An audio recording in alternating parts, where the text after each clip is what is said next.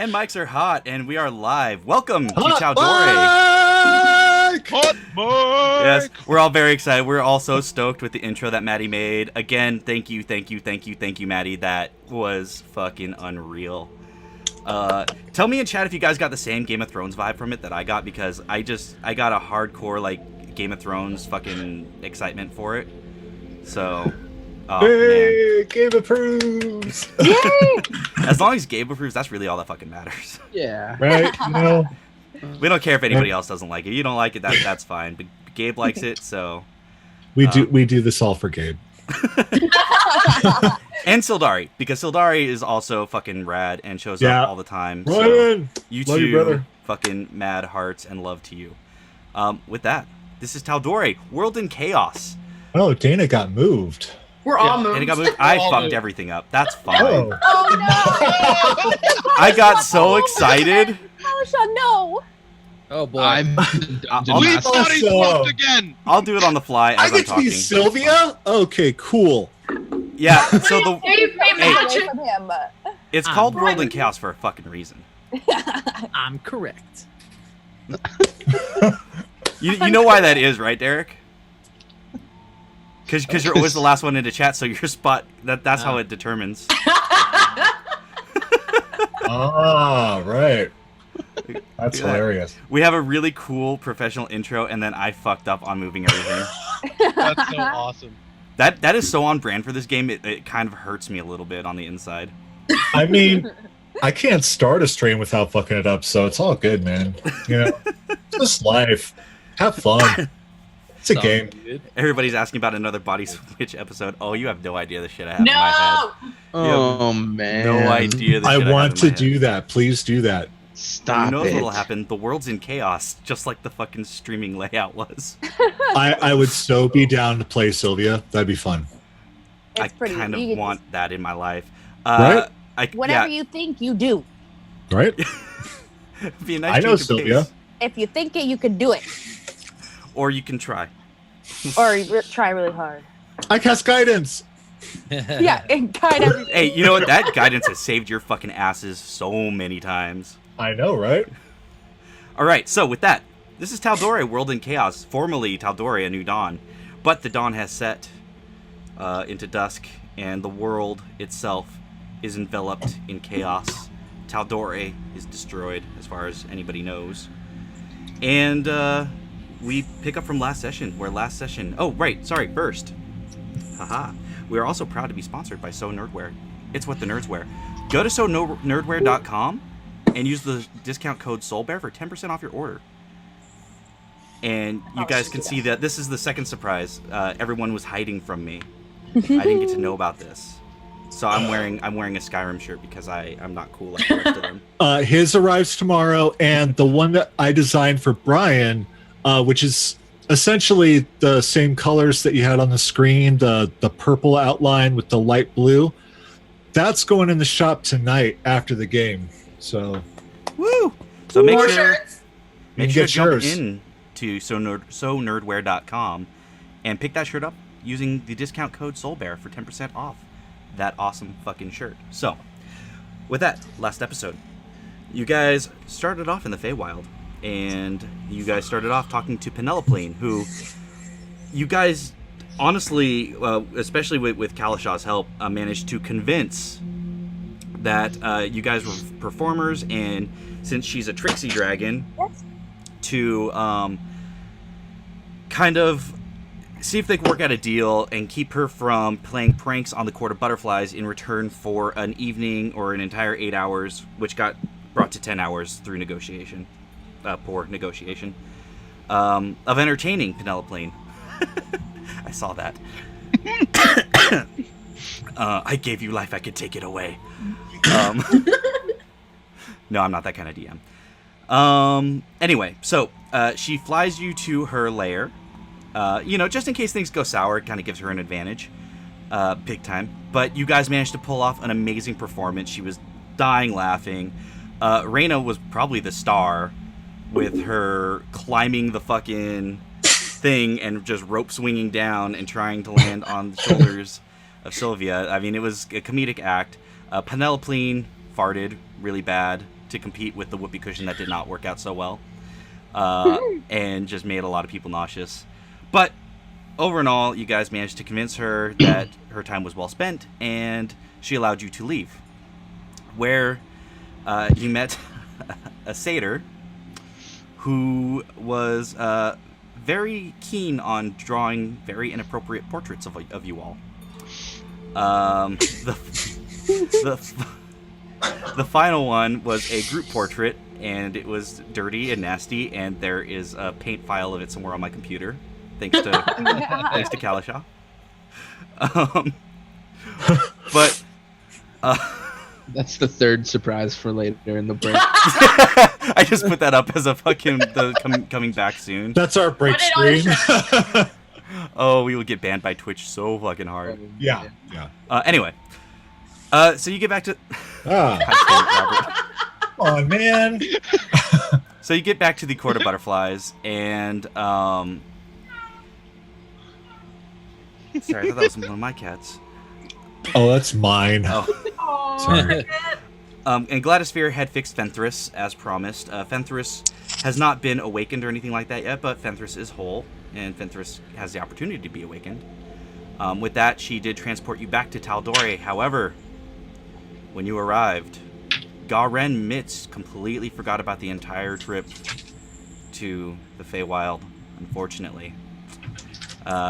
Mitz will never know all the amazing butterflies he saw. He'll never know about That flutters. makes me so sad. And when people tell him about flutters, he won't remember it, and it's going to be even worse. Oh my god, please cast greater restoration on this poor boy. But what's even worse than that is the Tal'Dorei that you returned to seems in shambles, ruined. There are bodies strewn about everywhere. You look to the tree that Keyleth had become a part of and found but a skeleton. As you guys worked your way through Zephyra, you found nothing but rubble and bodies. And digging through the rubble, you managed to find a couple of supplies, but not a whole hell of a lot. Realizing that you need to get the fuck out of Tal'Dorei, you decided that you were going to head to Wildmount via Stilben and use Kalashaw's boat to get there. On the road... Oh god, sorry, Gabe did remind me. Garen did forget his life-changing kiss with Kalashaw. Both of them. So that's... God, Garen was starting to know love, and it was taken away from him. Gone. All gone. He was actually happy for a while. That was cute. Rip. So on your way to Stilben, you guys have realized that years have passed since you've been gone, and there's a black dragon flying above, and it attacked you on the road. And as you guys were making pretty good progress of the dragon, another white dragon appeared. And you guys realized this is really bad. I mean, if there's multiple dragons in one area, they're working together. Reyna, for you, it just reeks of the Chroma Conclave. Just reeks of it. But, obviously, much worse. As Kalashaw finishes off the black dragon, the white dragon makes short work of the rest of you, outright killing Siegfried and knocking almost everybody unconscious and almost killing everybody else. As the dragon was going away and finally just kind of leaving you, Kalashaw did something. And you guys were all stabilized, but Siegfried was brought back to consciousness. So, with that, is where we'll pick up. Seriously? Cricket. And in the distance. You just hear Mitz moaning in unconsciousness. So I'm conscious, right? You sit up with a gasp, and you just see Kalashaw's eyes were black and then are not. Do I know that I was dead? Oh, you super know you were dead. Can I repeat what I said before the end of the last episode? Absolutely. What did you do? Couldn't end like this. How is this possible? How I do was not it? understand. Wait. We have to find the others. Let's get them up. Where are the others? So the others, so Reyna, Sylvia, and Mitz were in the tree line. They were kind of just dropped there by the dragon as it took off. You were further down the road still, Siegfried, kind of in the middle of the road where you had fallen. Gonna go looking for him. And Kalashaw was already by the tree line with Garen not too far behind. We're unconscious though, yeah. Yeah, you guys are still unconscious. There's a reason why Siegfried was brought back to consciousness, but Right. none of you know why. I will say, go ahead, Kalashaw and Siegfried, go ahead and make an a survival check to see if you can find where their bodies had fallen. 24. 24? 24. 24. Okay. Yeah. Both of you working together. Garen, you see Siegfried and Kalashaw break off into the trees. They seem to be onto something. Do you follow them? Yeah. Okay. So Garen follows behind. And eventually, you see Mitz kind of bent over a branch high up in a tree. His body battered and broken. You see Sylvia on the ground. Just kind of leaves had fallen over her from the impact. You see her leg bent in the wrong direction. And you see Reyna, and she's dangling from another tree by her cloak, and her arms are kind of up like that. She looks like she's about to slip through. How far is she? She's within 30 feet of you. I'm gonna Misty Step up there, grab her, and can I Misty Step back like that? I'm gonna say probably not. Technically, Okay. with Misty Step, you're not really able to carry anybody. Oh, you're right. I'll spider climb. Okay. So yeah, you reach up and you kind of pull Reyna up and bring her down. Yeah. I will use Whisper to go up to Mitz, and then carefully climb down with Mitz on my shoulders. Okay, so yeah, you managed to do that as well, and now you have all three of them, kind of in a leaf pile. Siegfried, do you have any magic? Yes. Can you get all of them? Yes. They're alive, aren't they? They look like it. Barely. How many can I target up? Oh, yeah. Okay, so... Okay. Well, I guess they'll get the max since they're all at Oh yeah. 0, which is 29 points of healing. Damn. Hot. How many people do you affect with that? Up to 6. Okay. And is that a channel or?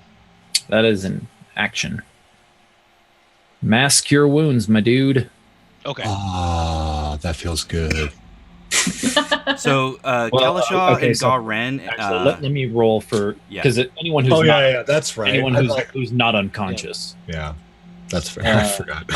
So let me just do this No, Derek's got to roll dice. math. Magic box. Magic box. Magic Okay, box. so 60. So 29 for anyone who was unconscious. 21 for everyone else. Not bad. That's Very real good. Yeah. Good job, Magic Box. Yay. So Reyna, Mitz, and Sylvia, as the healing magic enters your bodies, your wounds start to close up a little bit. Sylvia's leg kind of snaps back into place a little bit, kind of like it was like dislocated. And your eyes flutter open, and you guys feel like shit still. Like you guys ache, but you're alive. and you see Siegfried, Kalasha, and Gawran standing over you. Did we This all is die? not the inside of a dragon. No, it's not. Thank goodness. What were you thinking, My Reyna? plan worked. God, you know better than that. You should have just let it take me. What the fuck? Ow. You know we're not going to do that. Okay. Spill the beans. Conrad. I mean Kalasha.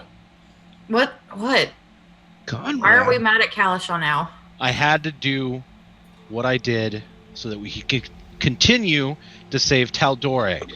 It could not end there. Tell me that... You and I could not go tropesing across Tal'Dorei trying to recruit another group of people as magnificent as these folks in attempts to save the world. It wasn't going to happen. It was either lose or do what I did. Okay. Wait. Okay, but what... No. Wait. Kalasha. Wait. You didn't. What did he do? What happened? What cost? When this is over, and when I move on, I have a debt to pay. To who? Okay. To the Raven Queen. Oh. Uh, Oh, thank God. Oh, thank I know what Derek's worry was, and it was killing me holding it inside. Oh. What do you mean? A debt. guess that could be worse, but wait, when what is over? You're killing me.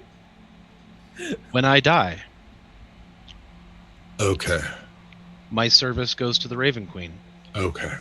I denounce the Stormlord, and as he says this, Kalasha pulls Whisper and begins to cut out the tattoo of the Stormlord from his chest. Whoa, whoa, whoa. Oh, there are okay. better ways to do this. What is going on? Roll a survival check. Your name is Conrad this whole time? 28 survival. 28. Okay, so you'll take 5 points of piercing and slashing damage, but you do manage to cleanly remove it. Such a barbarian. And then my hand will begin to glow with a positive white energy, and I will hold it over the spot of the wound, casting Cure Wounds on myself. You know magic? To I'm heal. gonna punch Kalasha in the face while casting Cure Wounds through my fist. You know magic? I just So- Rita says I say nothing, and I just stroll up to him after he does this, and I just punch him in the face as my fist glows like a bright greenish white. So whatever you heal by, just reduce it by 1. What the for the punch? What the fuck is going on? I'm gonna punch Siegfried. You just hit metal and your hand stings a little bit. Just like, ah. So heal 9 from me.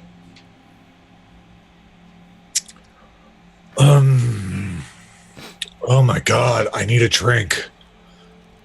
I don't We think need- we're gonna find one of those. I've need to I've got the jug. We need to get the fuck out of here. Right. Right. This is Dragon Country. Yeah. What were we doing before we died? We need to get to the sea. Wait, Oh, Wait. the last thing I remember is standing over Kalasha's barely conscious body, and then the dragon fucking knocking me out. What happened after that? My Yeah, plan worked. Is what um, happened. I I lured wrote the it. dragon away.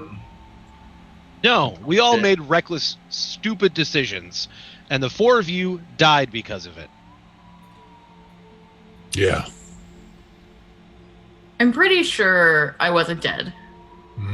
You were I can't dead. know for certain, but I'm Sure. pretty sure I was. Pretty You were darn not close, you know. I just got so hopped up after we got the first one, just want to punch more. I know. I tried to just lure it away. And after what he did to Siegfried and Reyna and everyone, couldn't let my family go. Yeah. All right. One, we need to learn how to not talk to dragons. Okay? Second, we need to learn how to pick our battles. Okay? Can I suggest we start doing like workouts or something? Because I'm not as fast as I thought I was. So like maybe we should start like doing like cardio. Oh, I have a great routine. So we wake up every morning and punch a tree 100 times with each hand. And that's how you get iron fists. Yeah. That's great. But yeah, I can work with you on a calisthenics program. You can, What? And like What maybe is- some what like is that? push-ups and stuff because like Oh, yeah, we do those too, but there's spikes on the ground and fire. admits I'm not going to punch a tree. That's absolutely just moronic. No, it's not. Not for mitts. Do you see how hard I can punch? It's crazy. I didn't bring you all back to talk about calisthenics and aerobics and punching trees. We have a fucking job to do, and we're gonna fucking get to work. What is aerobics? Good for you. Possibly find the nearest location where everything isn't complete shit. Well, we were on our way to Stilben, so we should probably keep doing that. Yeah, we need Siegfried, to are get you to the okay? sea. You sound like you have a frog in your throat, Siegfried. Yes. What time is it? What It is hard time? to say due to just the cloud and the rain that's pouring. Go ahead and make a nature check.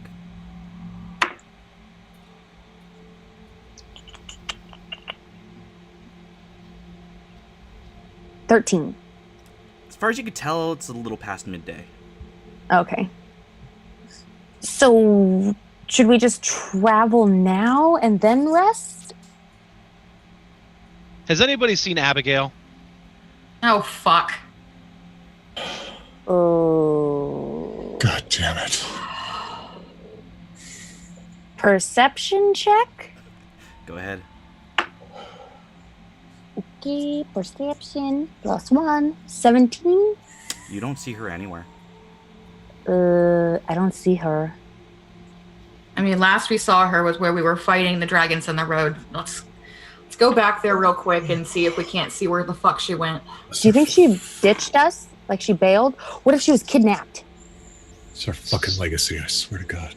Search party, teams of 2. Everybody splits up. Dibs with Siegfried. I want to go with Siegfried. Dibs with Kalishaw. Sylvia Garen, Siegfried Mitz, me, Reyna. 3 groups? I mean, Three groups. you and I are pretty good at survival. You and I may want to split between one of them. I am terrible at survival. Maybe you should go with Garen. I'll take Sylvia. Fine. All right, we head back to the road where we were fighting the dragon. Okay.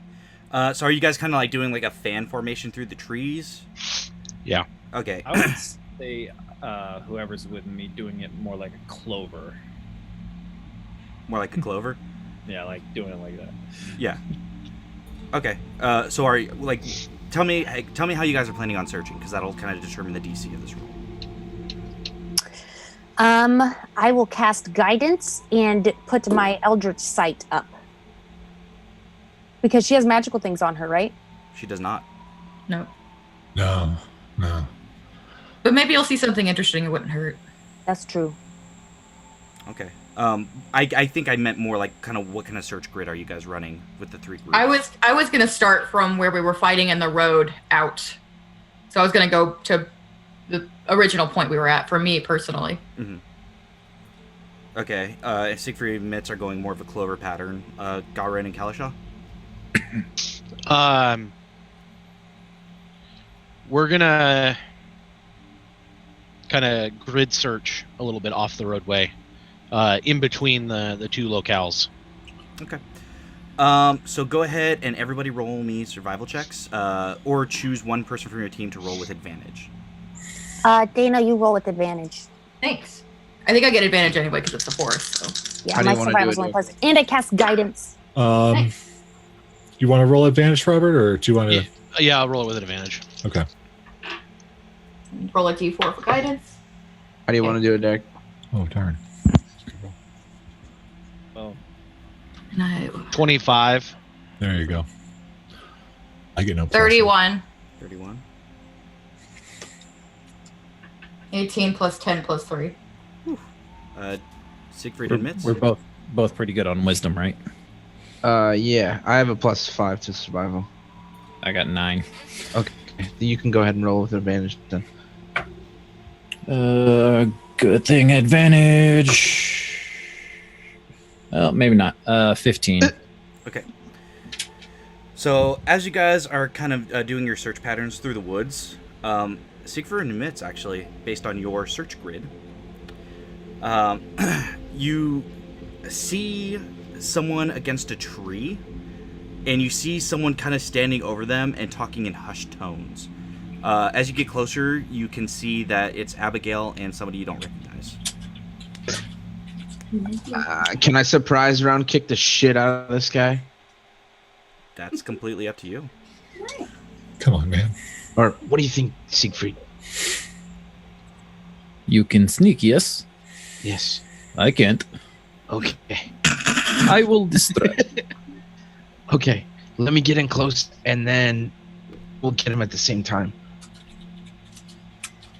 Hit him with your glowy mace thing. I'm not doing that. Okay, so are you rolling stealth to get close, Mitz? Yeah.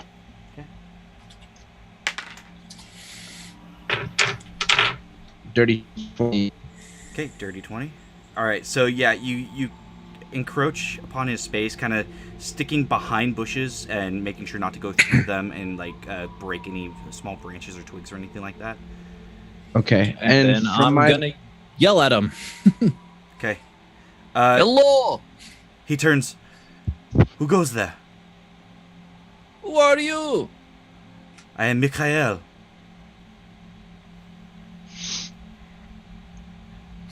Are you friends with this one?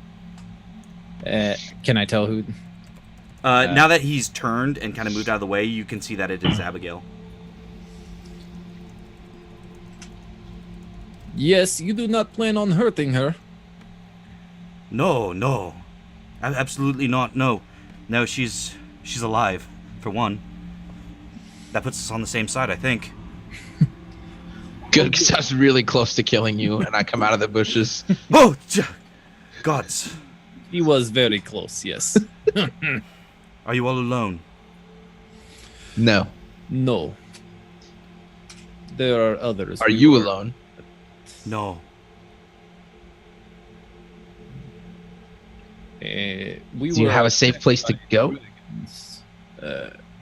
So, Is that common around here? the dragons. Yes. Unfortunately, fairly. I'm gonna go over to Abigail and be like, he's cool, right? I don't have to kill him? Yes, I mean... Why are you, like, hunched over on a tree? Well, I was more like... He was asking me questions. Who we are, where we're from, and, you know, what our allegiance was to the dragons, and then, you know, it just... Everything was such a blur. Did he hurt you? No, I mean... He dragged me over here, but, you know, once we talked, he's filling me in a little on what's going on here. And he kind of clears his throat. Yes, that is accurate. I am Mikhail, like I said. I am the leader of the resistance. Resistance. Sorry. I'm gonna roll insight on him. I don't trust this guy at all. Okay. While he's doing that. And what is the resistance? To Angelique, the Chaos Dragon, Oh, the World yes. Is that what she has been called now? Ender. Well, considering she ended the world, yeah.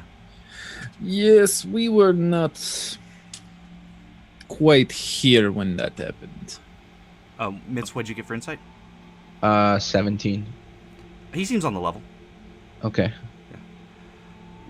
You weren't here. Where were you? Everybody knows who Angelique is. Everyone knows about the dragons. We know who Angelique is. We were actually trying to stop this from happening when we went to Feywilds. When was this? We don't know. What are you talking about? I fell asleep. It appears we have much to discuss. Yes.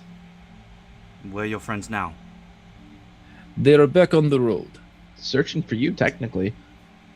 Probably close to where you found her. Well, if you wish to gather them, we'll stay here and await you. Very well. Siegfried, I'm gonna stay here with them.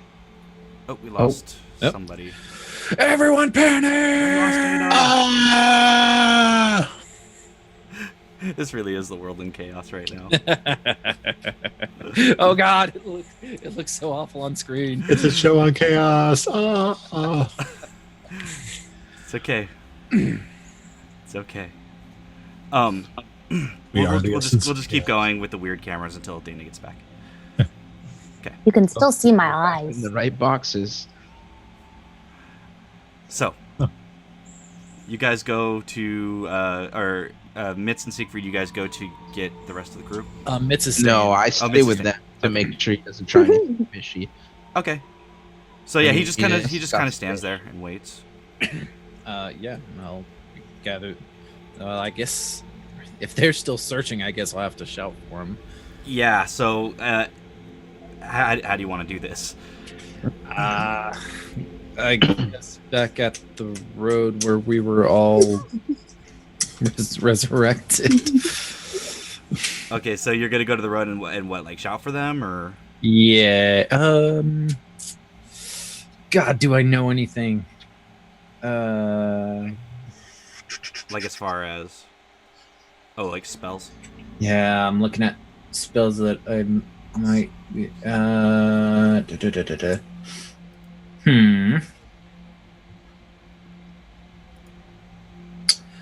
Could I wait? I thought I knew. Oh no, that's a different character. Never mind. So, are they back at the road yet, or Well, collide with them at any point? Siegfried's back at the road, but the rest of you are still searching Yeah, because you haven't found anything. Yeah, I guess I'm just gonna shout. Okay. So everybody that is still searching, so Kalashaw, Reyna, if she was here, and Sylvia, go ahead and roll perception. Okay, I'm casting guidance on myself. Okay. Fucking Christ. 5. I got an 8. 26. Okay, Kalashaw, you hear a very familiar sounding voice from the road. You rolled high enough that the voice is familiar. Go, Ren. Back to the road. I think Siegfried's calling. All right. Sylvia's still. I'll roll. Yeah. Whoa, there goes my dice. My critical roll dice. Oh, Dana's There back. she is. Oh, perfect. Welcome Sorry, guys. back. It's okay. The only thing you missed was a perception check to see if you could hear Siegfried yelling from the road. I got Okay. a 5. Please roll. All right. 13 plus. Hey, I rolled a 13 on my dice as well. Oh. Well, no, Oh, that's no, what that- I was rolling for you right as you came back. Oh. So 13 plus 6 is 19. Okay, so yeah, with the 19, you also hear the familiar voice of Siegfried yelling from the road. Oh shit. It takes you all a little bit, but eventually you do make it back to the road, roughly around the same time, and see Siegfried. I have found Abigail. She is with someone who says they're with resistance to stop Angelique. Ah, the resistance. Oh. Well, at least there's that, I guess. Maybe they could tell us how long we've been gone. Asarak told us it was 4 years. Mm-hmm. I do not believe single Oh, he thing that did? come out of his Right? mouth. Okay. I don't remember that part. I'm old, and I couldn't watch the ending. Yeah, none of us could watch. Sorry. Good thing I didn't watch, otherwise that freaking reveal would have been spoiled for me.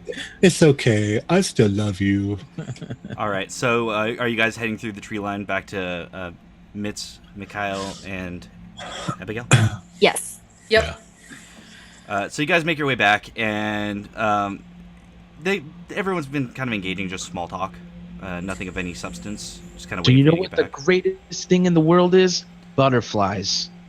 Why butterflies? Because they're the greatest. But why? I've never met a mean- butterfly that I liked. Oh, hey, Garin. This is Guy. Got. Hello. This is Mikhail, correct? I am Mikhail.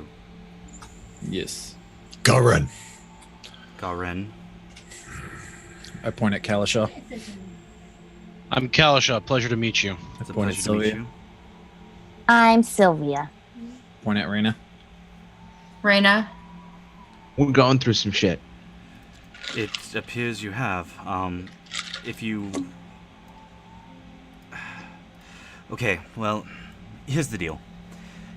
Typically, I wouldn't do this, but days are dire and we're short on manpower, so you can follow me to our little hideout.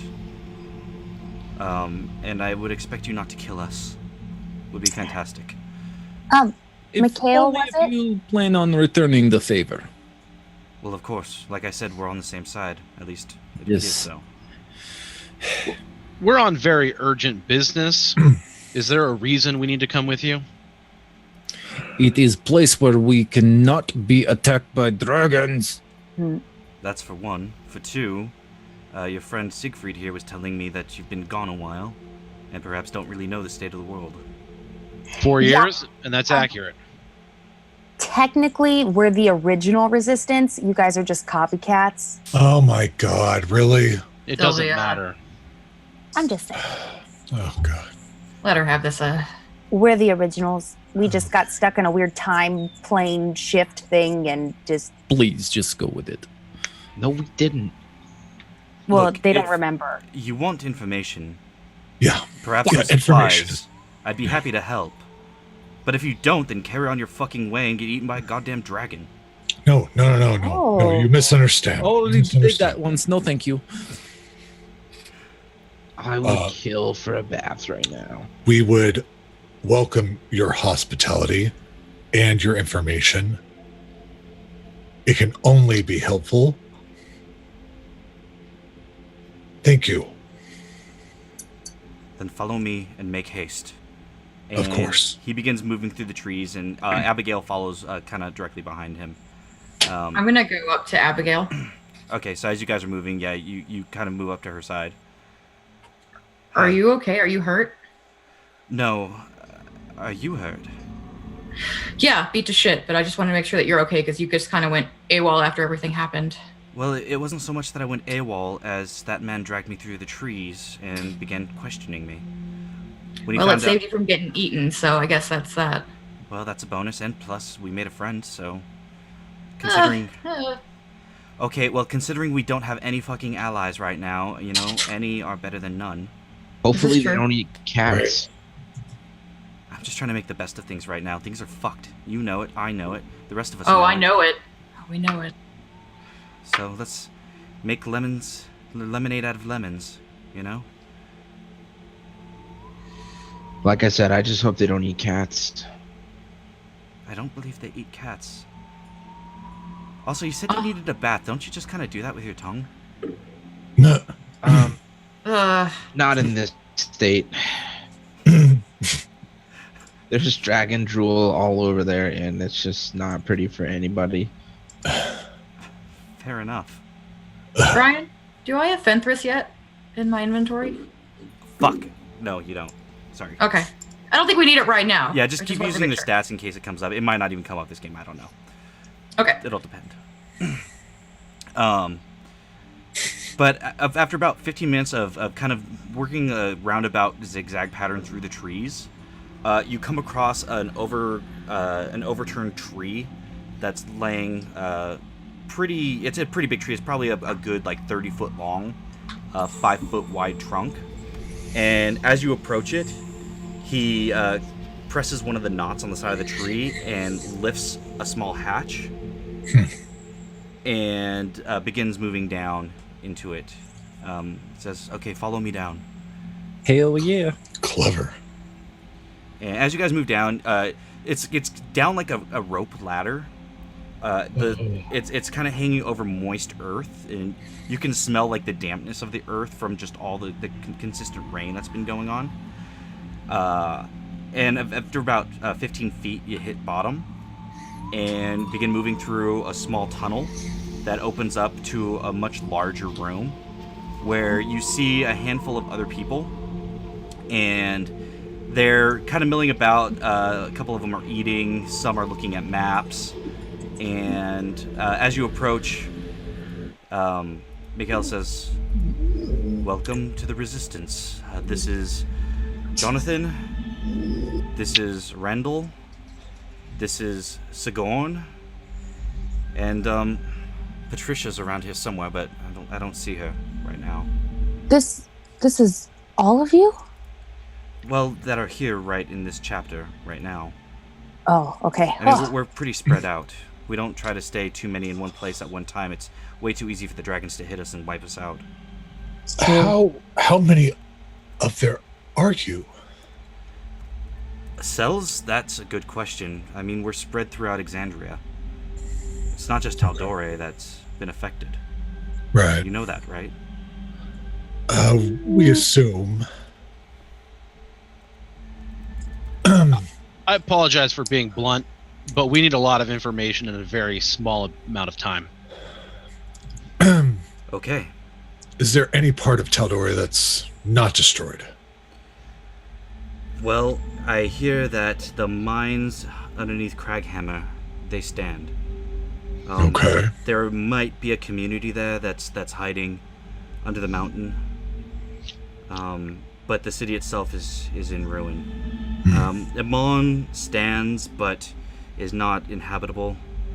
It stands as almost like a trophy that Angelique kept standing for her own perverse pleasures. I see. Stillbin's a wasteland. Whitestone's been demolished. Castle Whitestone reduced to rubble. Lady Vexalia, she did what she could. And she got as many civilians out as she could, but in the end it was too much for her. Yeah. Sorry. Well, I think it's safe to say that you just got 7 more people. And To your call. you guys survived 2 dragons, so I mean that's a bloody Barely. miracle. Yeah. Barely or not, you stand before me. That's more than so many can say. Literally a miracle. So we were gonna go ahead to try and retrieve like this really fancy mace. Right. Where was it again? Does everybody know? Somewhere in Wildmount. That Yeah, place. somewhere in Wildmount. Okay. How do you propose to get to Wildmount? That's what I was gonna ask you. We have a ship. I will warn you, it's more than cities being destroyed and peoples being wiped out. The elements themselves aren't right. There are so many more rifts open than there were but 4 years ago. There are things in the sea that shouldn't be. There are titans and colossi. There are whirlpools that open up at random, almost as if being sucked into nothing. It rains near constantly, at least here. In other parts of the country, things burn for no reason whatsoever. Places that were once deserts now run cold with ice. Everything is wrong. Great. Just fucking great. So, what kind of projects are you guys working on right now? Well, we were stalking those 2 dragons, the ones that attacked you. Well, one's dead. Thank you. That's incredible. That's incredible news. Which one? The black The Black one. black one. Ah, Yalgaraith. Why is it going to be the black one? Yalgaraith killed so many of us. Tell me about the dragons, what you know of them. How many? The numbers are unknown, at least completely. In this area, there's at least 6. There's one to be believed to be in the sea itself. At least one. A Leviathan. I can't speak to places such as Wildmount or Vasselheim or Marquette. Those places I don't know of, but I know at least in Tal'Dorei proper there's at least 6 that roam. And it's strange because normally a dragon would be a lone creature and demand its own territory, but these roam in packs. Packs? At least 2 at all times, if not 3. Oh my god. Huh. Reyna, you lived through the last one. Did they do that last time? No. But I was not present for most of it. I lived through it, but I wasn't present for it. Yep. This Wait a is minute. not like the last time. I assume you're speaking of the Chroma Conclave. Yeah. This is so much worse. Thordak could never pull off what Angelique has pulled off. Mikhail, Yes. I need some information about your organization.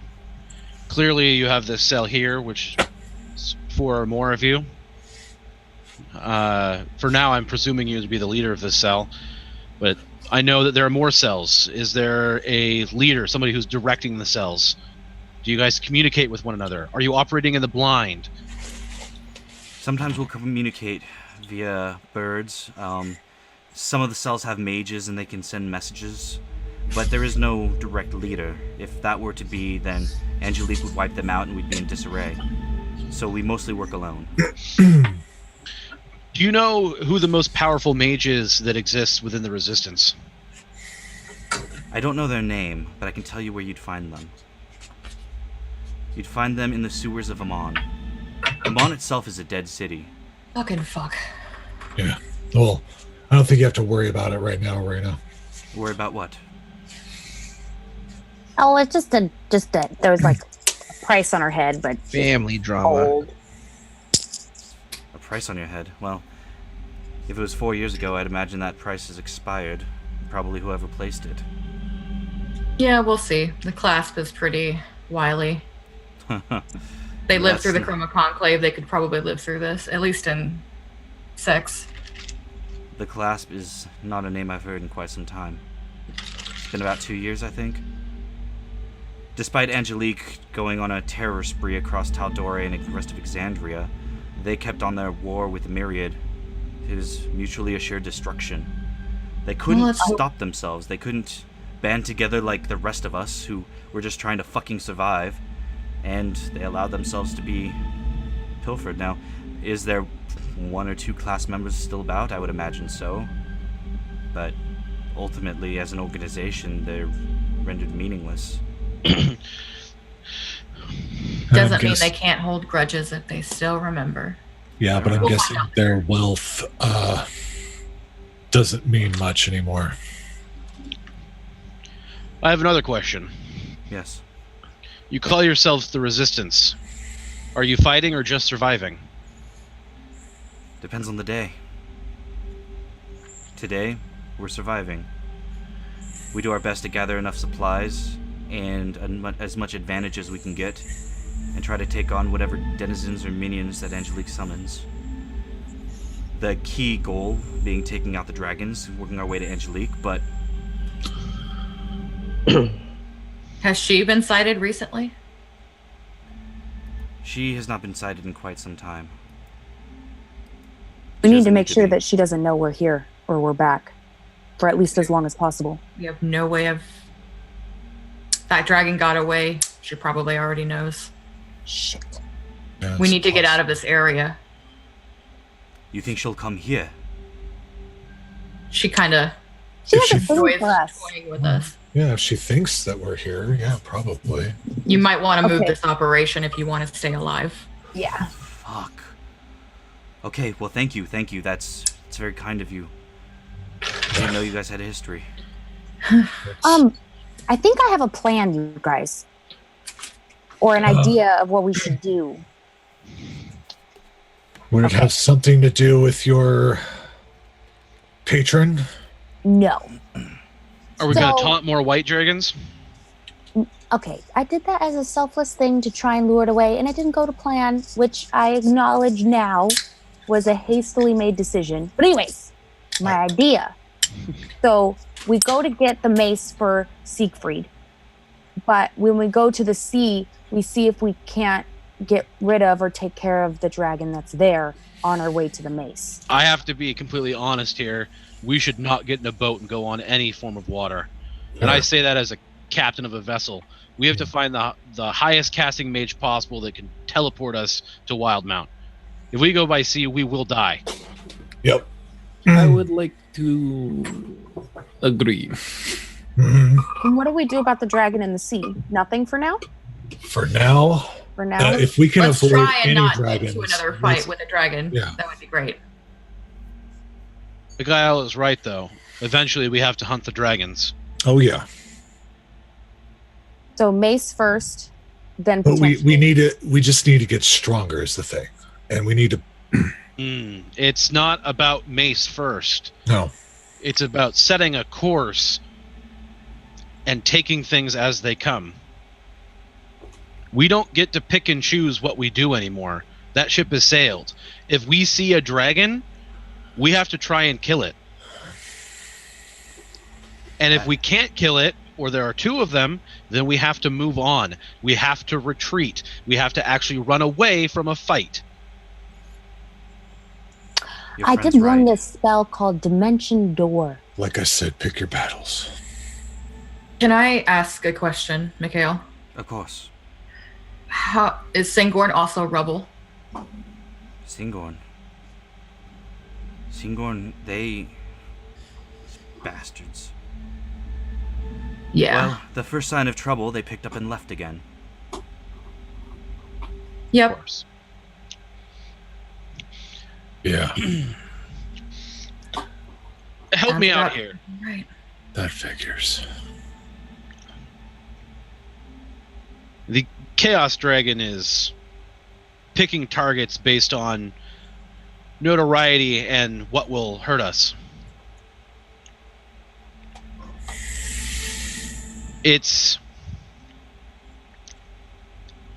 There are people out there that are surviving, much like this group here. Not just cells, part of the resistance, but people that she wouldn't think to torment. She wouldn't think to destroy.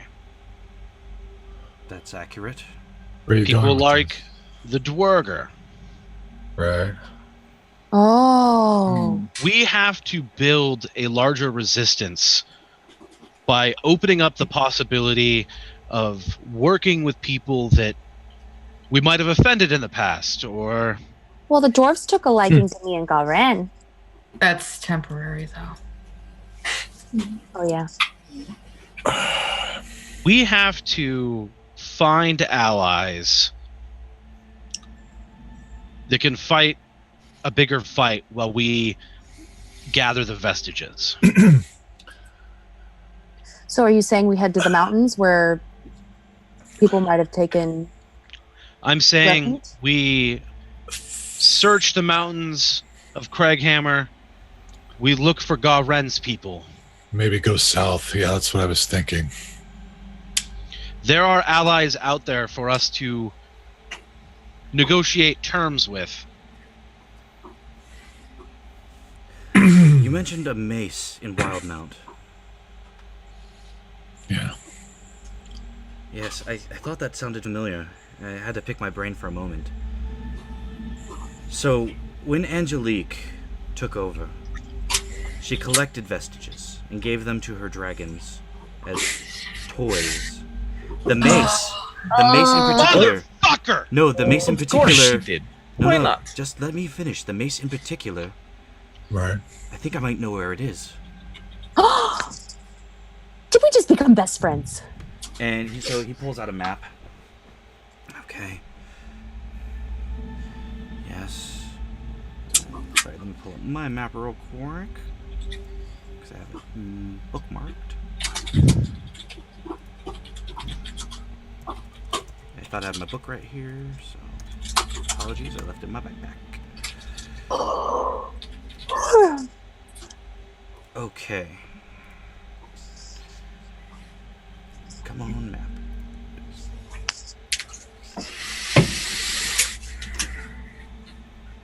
Come to Papa. It is. Okay. So one of the places that wasn't so badly damaged was Kaimal. It was given to a green dragon. Now, this particular green dragon is one of the few that is not a huge fan of working together. Its pride is too great. And it is one of the few to have stood up to Angelique, talked back, not been killed. It makes it formidable, but if the 6 of you could take one dragon, or two, take on 2 dragons and survive, you might just be able to kill one, especially if you have the element of surprise. See, the only ones stupid enough to attack dragons around here are us, and we're not exactly known for our fighting prowess, at least not to the extent where we don't lose many of our own every time we go on a raid. This one, it's out of our jurisdiction. I don't know how many resistance members we might have in the area, but it's feasible. And if the mace is in fact a vestige, then it could help you. I mean, it may seem, I think, you know what, it may seem like a negative that she collected the vestiges and gave them to the dragons, but really she just combined our jobs, so now it's just 2 birds, 1 stone. Defeat the dragons, get the vestige.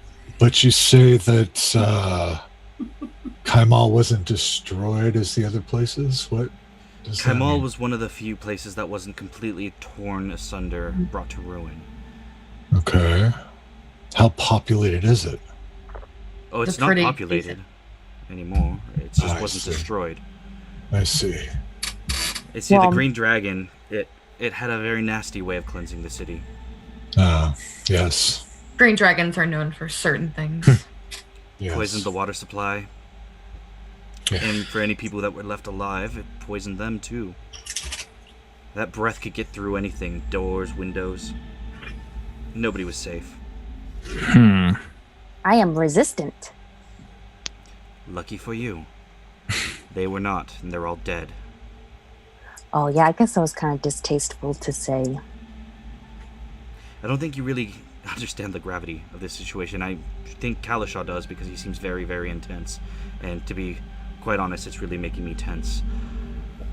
But Sylvia's gonna, her You face is gonna get trust- serious for a moment, and she's gonna turn to him. Oh, no, I fully understand how serious this is. But me being a downer on the mood isn't gonna change anything else.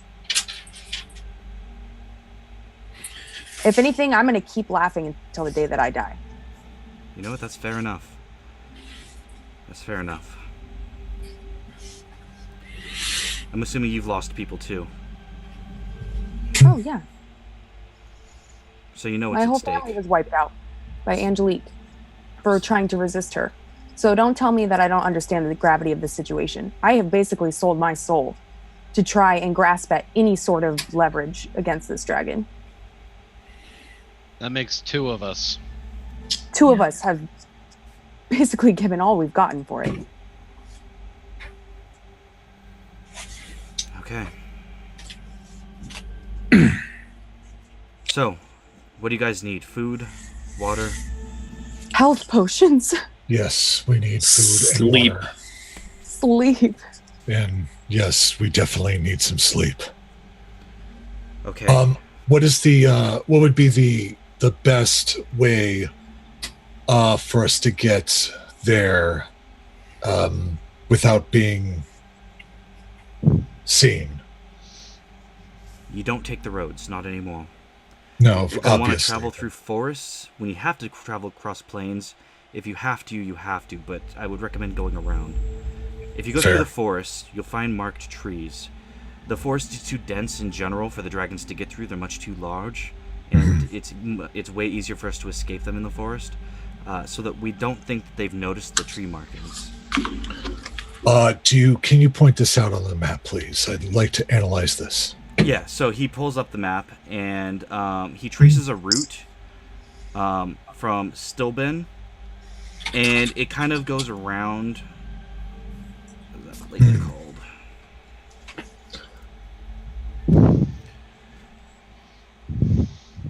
It's too small for me to see. But if you go kind of southwest from Stilben, Yeah.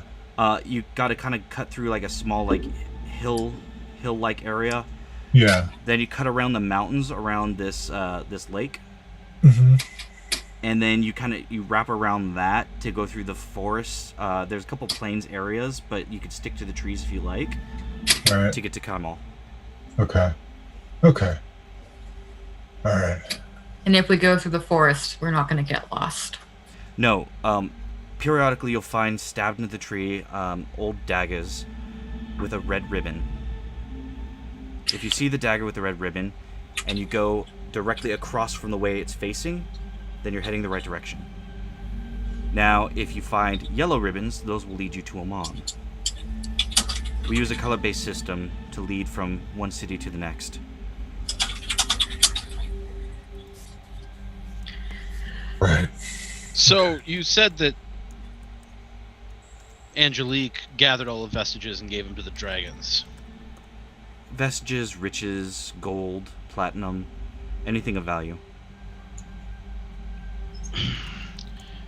We just so happen to have killed a dragon. Do you know where it Nice. nested? Ah. I do, but you will probably find the white dragon there. Each dragon doesn't necessarily have a vestige. It's not really how it worked. It's just some of the upper echelon dragons did. The more well-regarded the dragon, the better the treasure. Is it just the two? The black and the white? That we've been hunting, yes, but not necessarily. Okay. Okay. I'm inclined to believe that's where we should start. We should heal up, we should rest, and then we should take on the white dragon, finish what we started. But what if he's not alone? Well, then we retreat. We should at least scout out Yeah. the area. There's got to be something useful in that horde. If we're able to get there and take it down, there will be some sort of resource. How usable it is Yeah. variable. That's pretty Could be. accurate.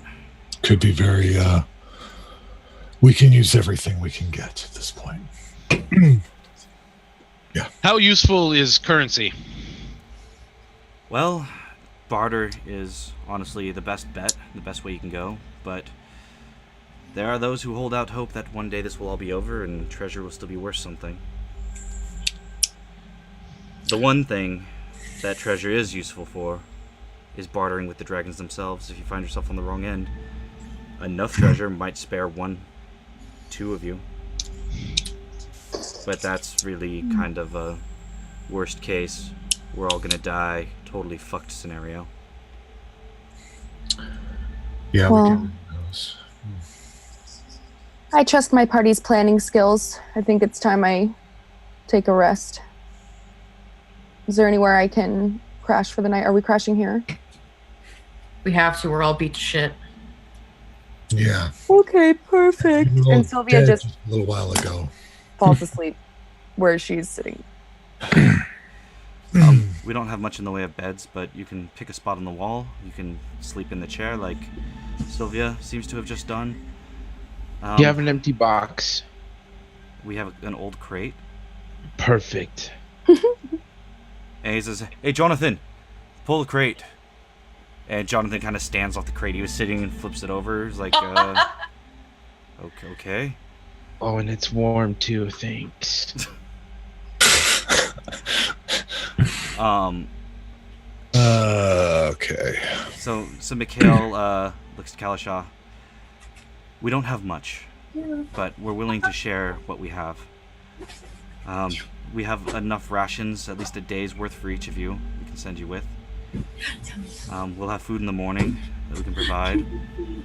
There's still like animals alive and stuff. Like, Oh yes, yeah. There's animals available to hunt, just not quite as many as there used to be. Have you seen any like butterflies or?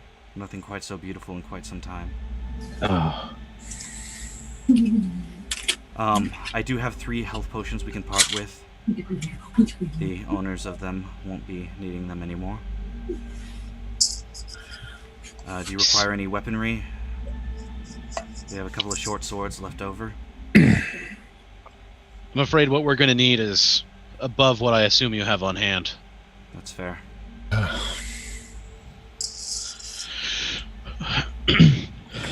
does the resistance have like a symbol, a hand gesture? So if we see someone else, we can flash them the gesture, and they'll know it's us.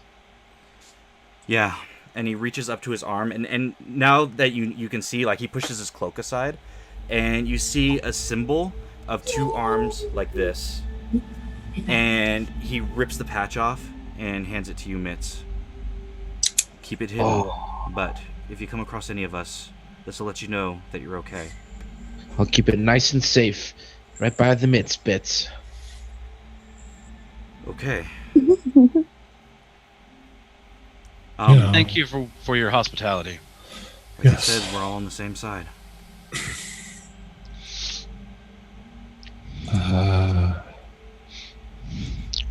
No. We have some stuff to attend to, and if you guys intend on taking on the White Dragon, I might send a scouting party ahead. That would warn of be any dangers. very helpful. That would be very helpful. Until then, we have some things to discuss amongst ourselves. Of course. Take your time. And Mikhail grabs Sigorn and Patricia, and they head out. And Jonathan is just kind of tidying up in another section of their base.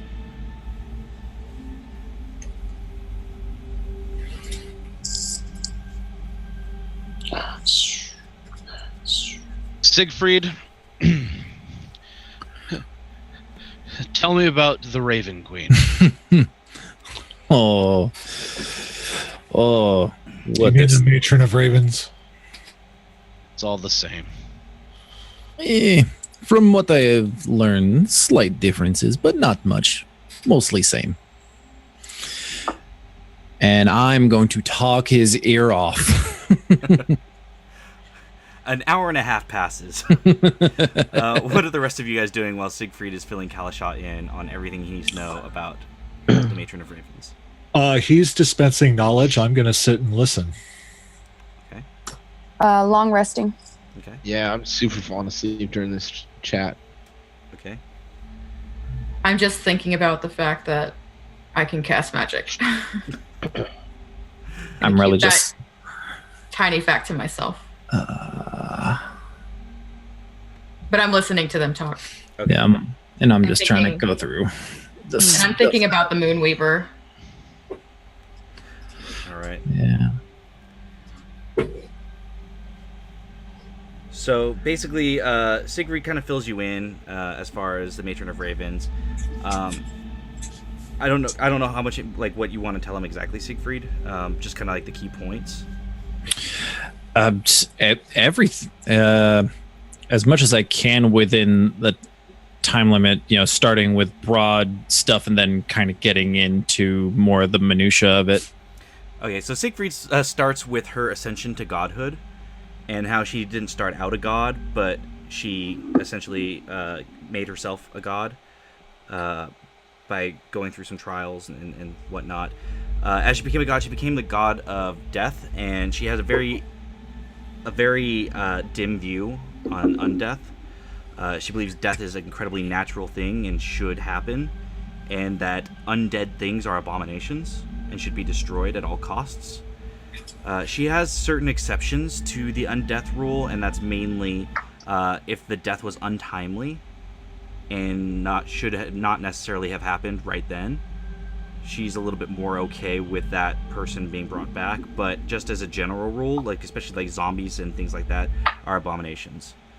And so on and so forth. He continues on for a good hour and a half with that.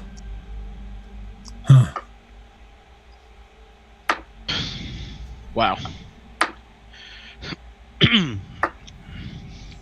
And I think I have a book. Yep. You do. And please take some time. And I hand over my book. So, And I'm just dicking around with some. Now that I actually remember that I can change spells at a long rest. Haha.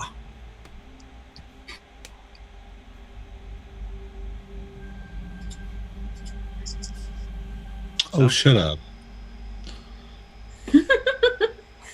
Raina, thank you for trying to protect me.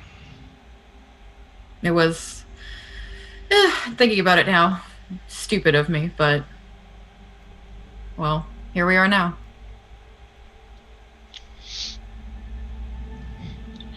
Stop it, goddammit. I know that life. I think that was our one. We only get one chance to fuck this up. And that was it. We have to be You're right. perfect from here on out. I don't know about perfect, but we have to fuck. I would rather not kill ourselves again to do that, but you're right. I mean, I'm not gonna argue and stuff, but, you know, we fuck up all the time. I also see how hard you're going at this, Kalishaw. And maybe you should bring some of what you had before back. Because there's no point in being all goal if you lose who you are in the process. It's kind of hard not to lose yourself when you give yourself to somebody else.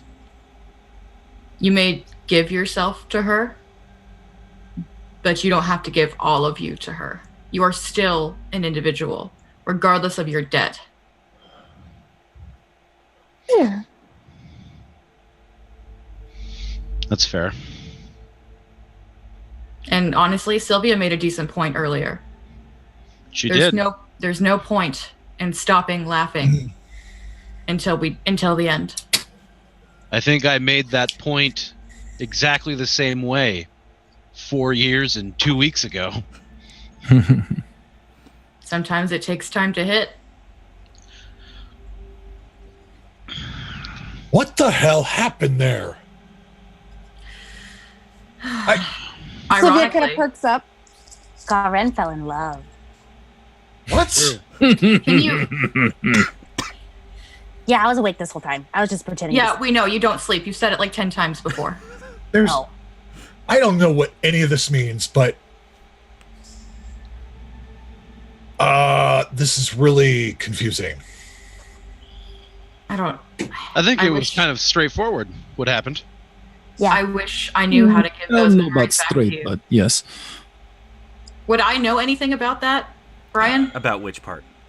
About if there's any way to give back their memories? I would say, are you proficient in oh my god, Arcana rolls? No. Then no. One of the few things that I'm not. Then no. You wouldn't have the beginning of an inclination of anything like that. Yeah, I just give curses. I don't know how to take them away. This It's not a curse. It's a natural phenomena between planes. Oh, Yeah, I mean, you know that it happens, but you don't know of any way to rectify it because it's not something you've ever had to be concerned with as a Fey creature or Fey ancestry. Well, maybe whenever we find that powerful mage in Amon, maybe they'll know something and they can help. Because I think they should have those memories. They deserve to have them, that's for sure. Keeping that from Garen doesn't seem right. What did I miss? What am I missing here? Something about fire, stoked. I don't write cryptic messages to myself. Oh, did you write that to yourself? so Apparently. Sylvia's gonna go up Oh, to Garen's Jesus. ear and start whispering the entire story. And then What? I was drunk. And then We were all drunk. We got very drunk. I'm very Siegfried, familiar with the underside of a That's table. what happened to you at the Feywilds. You're Yeah. welcome. That's impossible. I may have exaggerated the details on both the kisses. So Siegfried took notes. please ask tell him. us how you exaggerated it. Just so we was know what very- Garen heard. It was very sloppy and passionate. And there was music and people all around. Yeah, that And was even the that didn't- dragon applauded you. The dragon wasn't there when it happened.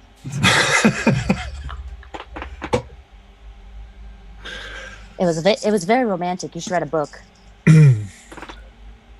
Siegfried would read it. Siegfried, Because he Siegfried. needs more Moonweaver books. That's what he needs. how Yes. good of That would be- notes did you take?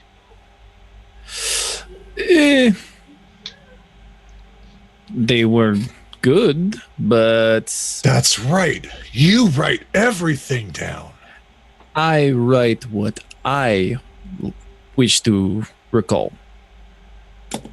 I like to Read us- imagine you did. Sorry, just real quick. I like to imagine you did like a fucking revenge picture of Garmelie in there. Would you mind sharing your journal with us? Sure. Let's see. So I got oh, Are we still long resting? so Yeah. so we got the butterfly. Name flutters. Never look Gladys in the eye. Listening. Bits Take and every- pieces of her notes. Take everything she offers.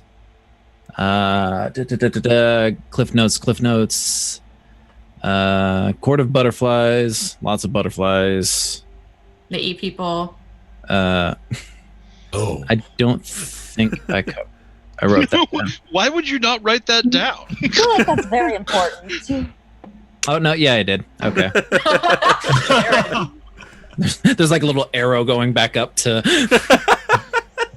Little footnotes. Number 47. yeah. Butterflies eat people. Did you get to the part with the sticky sap? Performance for Gladosphere with the dancing. I took very detailed notes about apparently Gladosphere speaking with Esserak. Oh yeah.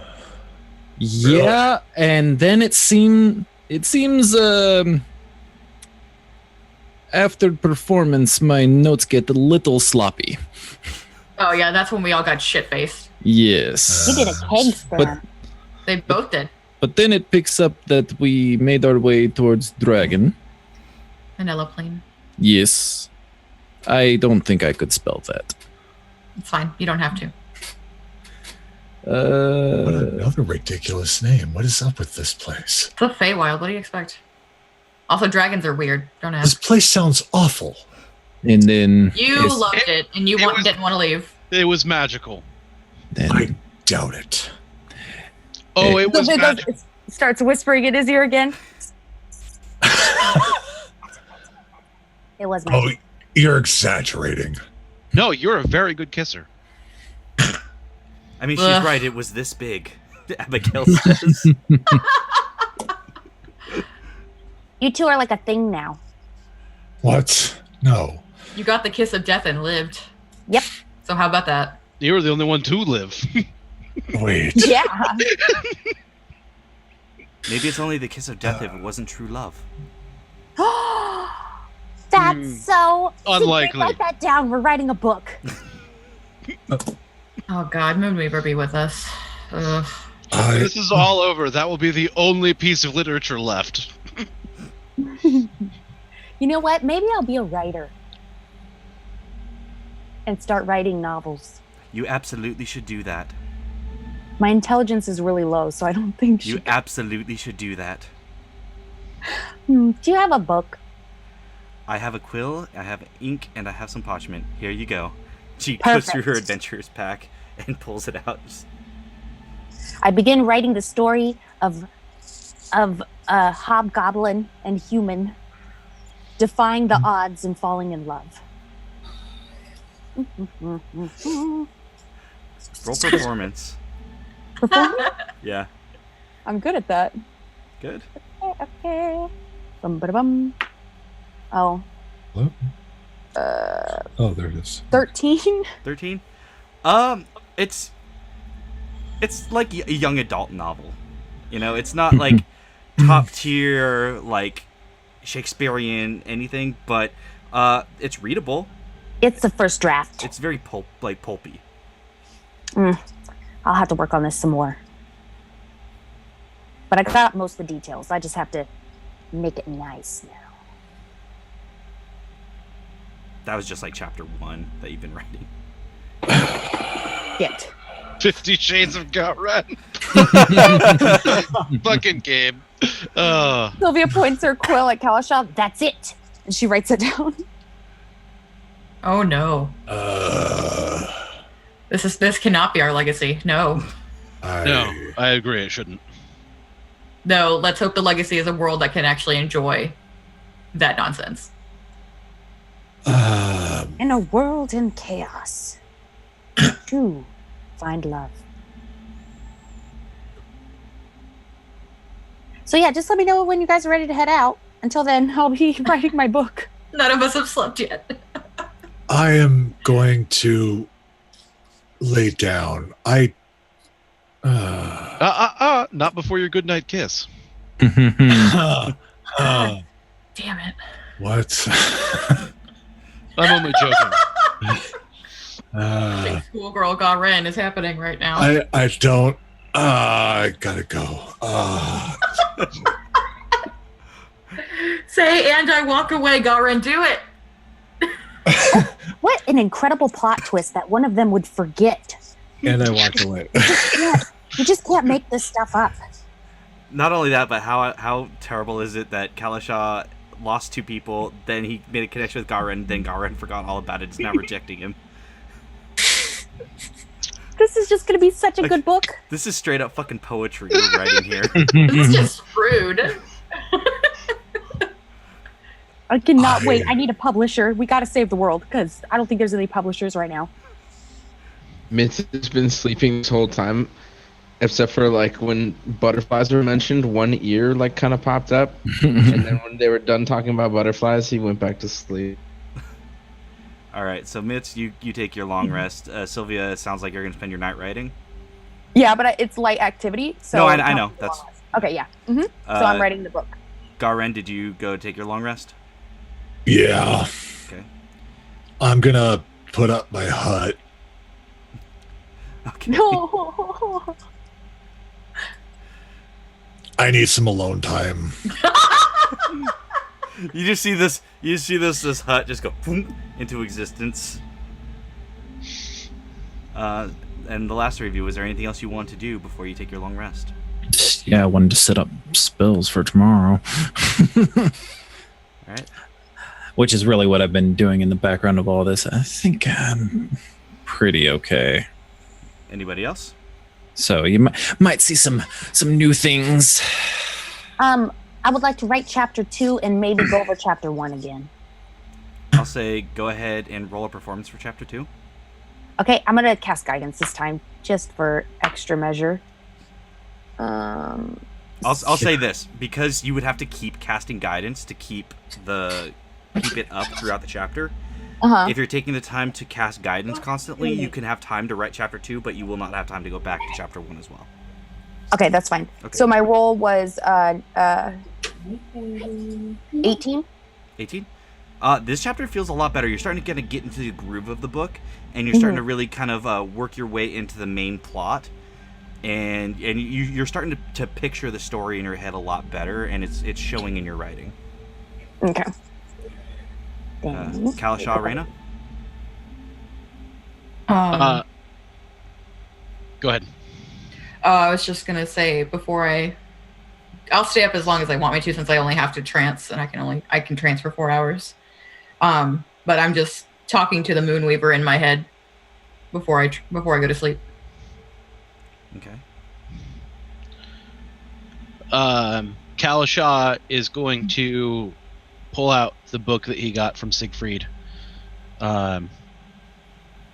Ignore the pornographic drawing on the front cover. And he's going to, if there's any sort of prayer to the Raven Queen, he will read one through before going to sleep. Okay. Go ahead and roll a religion check for me. Oh God. 15. 15. So with a 15, you are looking through the book and you find a prayer, and it's a prayer of protection, essentially. And what it is it's asking the Matron of Ravens to shield you with her wings, and to protect those that you love from danger, so that they may stay risen and not become abominations themselves. It's kind of a weird prayer, but with a 15, it's the one that speaks to you the most. And you kind of, as you're reading this prayer, you feel a cold hand just kind of grasp your shoulder, and it's like one finger after another, like, you know, like that kind of, yeah. And as you turn your head, the feeling vanishes and nobody's there.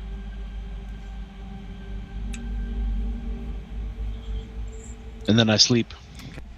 You guys had just taken a long rest, and you awaken to a sound. What sound? So as people wake up, there is this horrible, loud, droning noise coming from the area where Kalasha is sitting. He's got some sort of bag under his arm, and 3 pipes are flowing up over his shoulder. As No. What is this? You didn't. Bagpipes. Kalasha is playing the bagpipes. What the fuck is that? It is one of the most obnoxious, horrible sounds you've ever heard, because Kalasha, he's proficient with the bagpipes, but he's still fairly new to the bagpipes.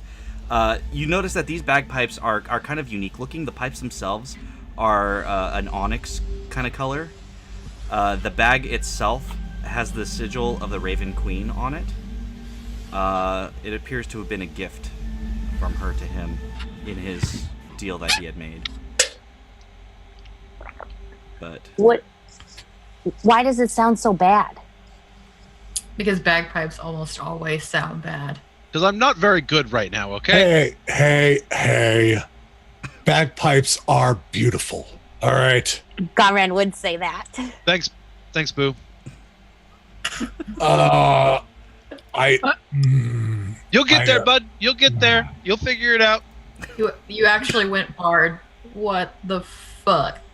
Oh, when I make promises, I keep them. And I promised Alexio. Not again. You know what? I think I could dance to these. I think it'll work. I do not hate it. Excuse me. Oh, should we ask Mikhail if that scouting party is back? so Mikhail was part of the scouting party, and Oh. as you ask that, you hear somebody coming down the tunnel, and it's Mikhail and Sigourney, sorry, and Patricia. And as they return, they say, "Okay, you're up. That's good. The way seems to be clear. The dragon seems to have returned to its nest, which is both good and bad. Good, because you'll know where to find it. Bad, because it's in its nest."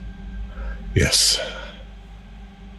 And dragon lairs are notorious death traps. Yep. Yes. The terrain you're probably not going to be familiar with because it's been a while for you. Right. But you're going to be going to the Katal Swamp. It's along the coast. The only thing is, the swamp itself has been frozen over. Of course it has. Ugh. So it's going to be very cold, and the journey is going to be very treacherous. Right. Okay.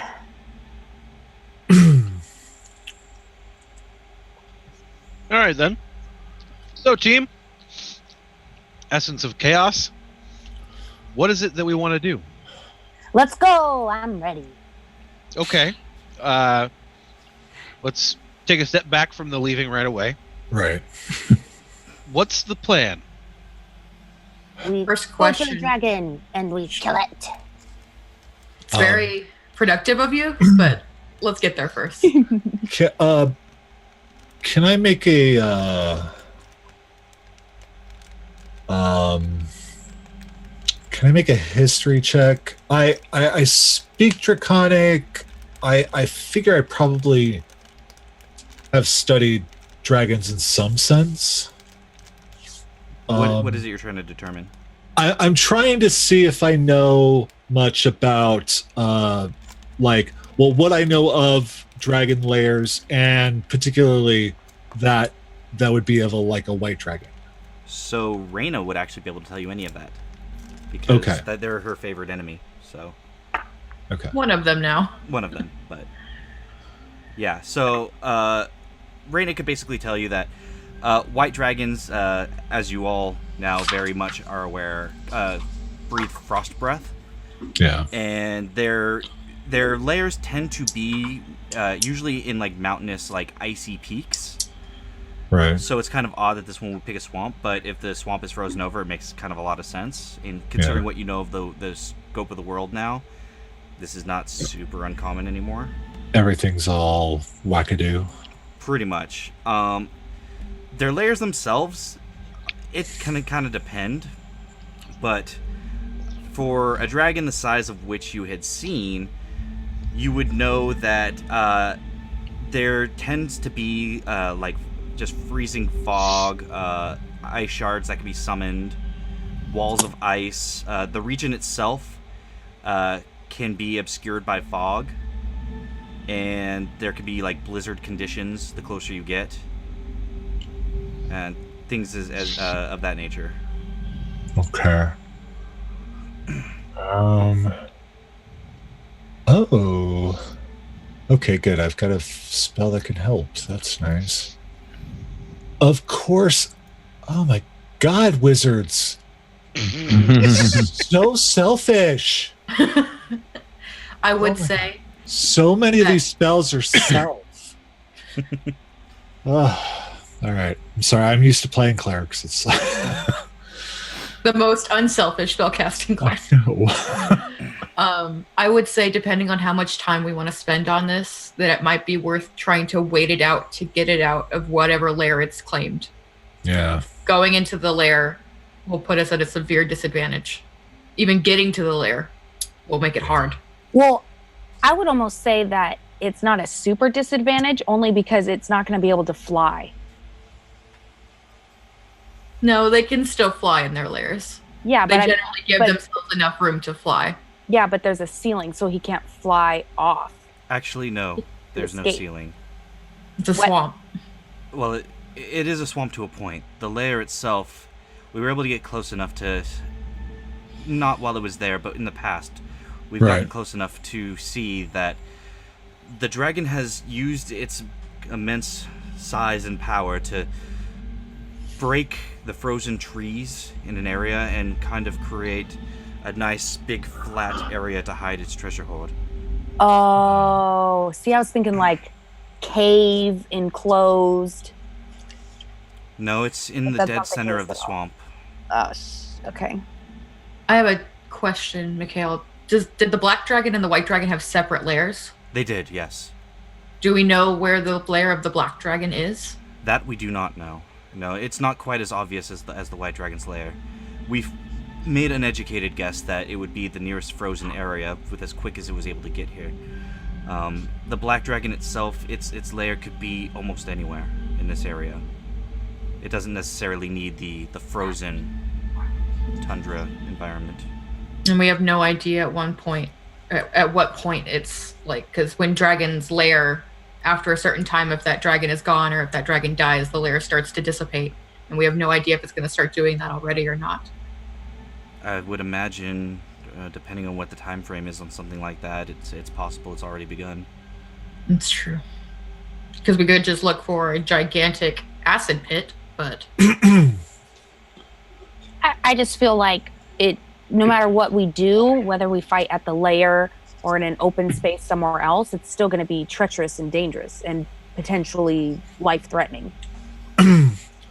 Yes, that is true, but it's still, if we can gain a tactical advantage, that's always Our tactical advantage is the surprise.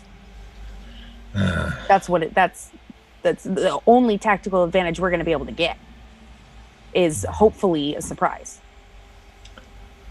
See, now this is the problem with playing a war wizard. I'm supposed to be smart about war tactics. I am not, personally. Well, honestly, with the state of the world that it's in now, the dragon is not going to expect an ambush. Especially one as prideful as a white dragon. That is not... Especially in its own lair. That is not stupid at all. That is actually the quite best case scenario is that it thinks that we all died after it dropped us. Oh, it absolutely thinks we're dead. Well, you did die. Yeah. So it's like half right.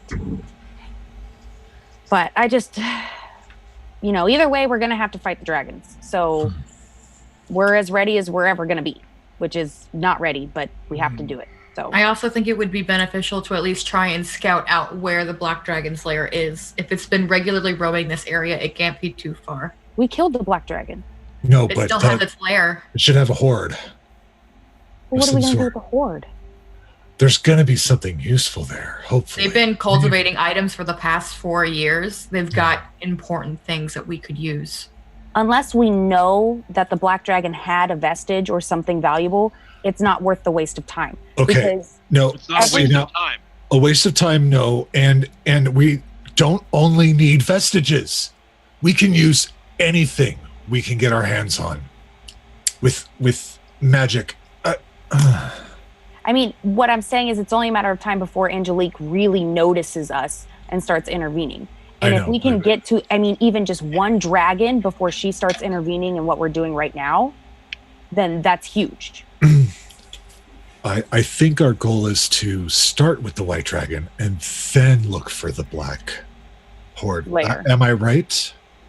Am I right in thinking that? Yes. It is. The longer we give it to live, the more time it has to talk to her and to update her on what's happened. Exactly. Here's my idea. Okay, go ahead. White dragons are prideful. And under no circumstances should we ever fight it inside of its lair. Preferred. Reyna and the white dragon have a history. Of me being in its mouth? Of calling it out? We could trap him. If Reyna's up for it, I propose she lures the white dragon out into an ambush. Prey on its instinct to be prideful. Mikhail pipes up. That's a good plan, Kalisha, but dragons are prideful, not stupid. In fact, they're some of the most intelligent creatures on the face of Exandria. And while some white dragons tend to be more bestial in nature, this one did not seem to be that way. Oh, this one's very crafty. Reyna's right. It's not a bad plan, but even if it thinks it killed you all, it still took a licking if you're still standing and walking around. It was pretty beat up by the time it let us go. So its pride might even be wounded, which means it's not likely to leave its lair for some time. If you're intent on killing this thing, you're probably going to have to go to it. If you're not intent on killing it, then I would say make haste for Kamal. I think we're intent on finishing the job. Absolutely. My other concern with going after the white dragon is that we just slept for 8+ hours, and it's been gone for even longer. That Angelique already knows that a group has killed one of her dragons and almost killed the other one. My worry is that if we stay here, she'll find us even faster, especially if we stay to fight it. Oh, God. We go fight it, but then we leave. That's what I'm No, saying. we, Is that I'm saying if we go and fight this white dragon, we may not have time to go look for the lair, because if we stay in the area, she will find us. I'm going to be 100% honest. I'm not really... The lair of the black dragon, I don't see the point. It would be useful if we had more time. That's what we don't have that. I was talking about it as an option if we decided not to go to the white dragon. This is the fact of the matter. Eventually, she's going to realize that we exist and that we're back. Whether that's now, it's tomorrow, or whatever, it's going to happen. Right. Putting it off is an option, but not one that I think that we should explore. Exactly. We walked back into this world, we threw our dick down on the table, and we fucking killed a dragon. Mm-hmm. We're either going to do this or we're not. I say we know where a dragon is. We know that it's wounded a little bit, at least now. Probably healed up just like we have, though. Yeah, but its pride. Its pride is also very wounded. Let's go in there. Let's end it. Let's get what we can from that horde. Let's find the black dragon horde. Let's move on. All right. I'm in. That's my stance. And this is not a dictatorship. We have to decide as a group that that's the direction we want to go. There are benefits to all points of this plan. At this point, I feel like we shouldn't be concerned whether or not she's going to find us, because she's going to find us anyway. We may as well just do what we have to. Well, that's what I'm saying. We need to do as much as we can before the inevitable happens. So right now we have the advantage, and we need to take advantage of that right now. So we need to go kill that dragon, and if we do this fast enough, we can go to the other lair, see what we can find, and then move on again. So then by the time she does find us, we'll already have been moved on, and maybe we can stay ahead of her, at least. Because if she knows that we're going to go after her dragons, they're going to group up. And the last thing we want is for them to actually rally up together. So right now, they don't think that there's a force that can take them. And they're split into smaller groups. So we need to move now. I don't disagree. Yeah, the only point that I'd like to add is if we kill this dragon, that's one less dragon to worry about, and that is always a good thing. And yeah, Kalishaw is correct in stating that no, we can't hide from Angelique. No. She's gonna find us. Let's do what we can until that happens. We need to get stronger. This is how we do it. We needed to get much stronger before we could even face her to begin with. And now we have to be even stronger than that. Yeah.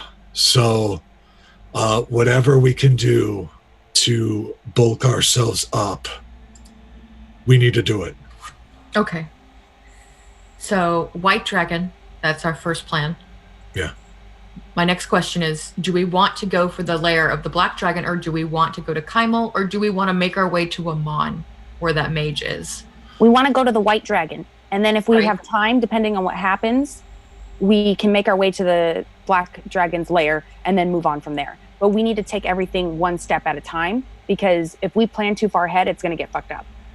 At least, though, if we do tentatively planned, if something goes wrong, we can at least try something else. Yeah. I mean, I'm just saying we need to put our cards on the table. Yeah, no, putting our intentions on the table is fair, but of course, it is very true that we make a lot of plans that we don't keep. So it's we'll take it as it comes, but it is probably fair to say that if all works well, we would probably want to dispense the white dragon. If we can find the black dragon lair, that would be helpful since That's like it a is bonus. dead. And then we should probably Head to Amon for the wizard. kind of, well, Because if anything, the wizard will have tips on what to do next. We're getting way ahead of ourselves. Let's, like Galran said, let's focus on one thing at a time. yeah, I mean, I would be more inclined to go to where the green dragon is after this all, and just, you know, let's slay as many fucking dragons as we can. Hell yeah. Yeah. So I don't, the wizard was really more of a, maybe if we need to go to another continent, they can help us. We don't need that right now. There are dragons here. Let's kill them. Yeah. I was just saying, let's put all our options on the table so we know what we have to look forward to once this quest is done. Yes, definitely. And so I would say, Dragon, Lair, Iman, Kaimel. Siegfried Mitz, you've been awfully quiet while we're discussing this. What are your thoughts? We kill white dragon. Remove problem now so it does not become problem in future. And as much as it breaks my heart to not go to Kimal, Iman may be a smarter choice. If I may, Mikhail speaks up. If your intention is to destroy dragons to prevent them from being an issue, Kaimel is on the way to Amon. Okay. So you can kind of kill two birds with one stone by heading in that direction. I think it sounds like we have a plan, guys. oh, yeah, I mean, basically you have to go through Kaimon to get to Amon, so yeah. All right. White dragon, Kamal, come on. And hopefully nothing goes awry. When it does, we adapt. That's right. Oh, we lost somebody. We lost Guy. We are the essence of chaos. We adapt. We've done it before. We'll do it again. This is fine. This is fine. This is fine. We're fine. Cup of coffee. Okay. So, seems like you guys have made some decisions. Yes. So, what's the plan? You guys were given the 3 health potions the night before, and 7 rations. Right. Well, I have 3 health potions on me as well. Do we just want to do 1 to everyone as a backup? Yeah, that's good. Yeah, that sounds like a good idea. Oh, All right. give. Maybe give yours to Abigail. I don't know. Yeah, if you would like. I'll give mine to Abigail. All right, she takes it and puts it in her satchel, in her hip. There you go. Trinity. Thank you. Huh? Honestly, even having it just kind of bothers me, but it's okay. That's fair. That's fair. To be fair, I suppose I have not been doing my best. That's why I don't keep a tinderbox. Yeah. But I think I have made adjustments to what I can do, and I think it will benefit us. Okay, that's good. And I think 2 of us now can at least aid you somewhat in keeping us up. Yeah. What? Are we going to talk about this? I noticed that. Like, are we going to talk about this? Yeah, we what's can going talk on? about it. I now have bagpipes. Yes, they're glorious. We both saw and heard, yes. And I have a little bit of magic now. How much is little bit? I can heal. Good. You need? I can heal a little bit less, but faster. Okay. I can charm people. We know this. No. But like magically. Sorry. I can be better at it. Okay. And I can cover people in like glitter, kind of. Oh, What? I don't like that at all. You should do that to everyone but us. Correct. Also, I can like make light, and like his hand lights up. So for what That it's I worth. can't do. That's beneficial since you can't see in the dark. Oh, guess what, guys? I have devil eyes now. I can see through everything. Wow. Okay, that's not ominous. What? Please don't do that with your eyeball. So bizarre. Siegfried's gonna examine it very intensely. So even magical darkness, I can see through. Might be useful. That is very useful. If at least one of us isn't blind. Are Fancy. we walking and talking? What's happening? Wait, I don't think we've I left think yet. for any planning, we should stay here and then move. I think we're ready to move. I don't But- want to plan anymore. So, what's the battle tactic? I Just am gonna skip over ranged. me casting magic. No, that's fine. That's cool. We don't have to- No, we're not. no. We're not done discussing this. What is this? Ah. So, for battle tactics, can we walk and Okay. talk battle tactics? Okay, Raina, please explain the magic. You hate magic.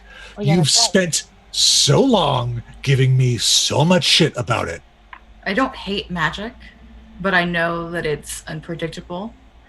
And in your And- words, you said bullshit. It is bullshit. Ah. But also, being who I am, I knew magic a long time ago, but I let it go when I joined the clasp.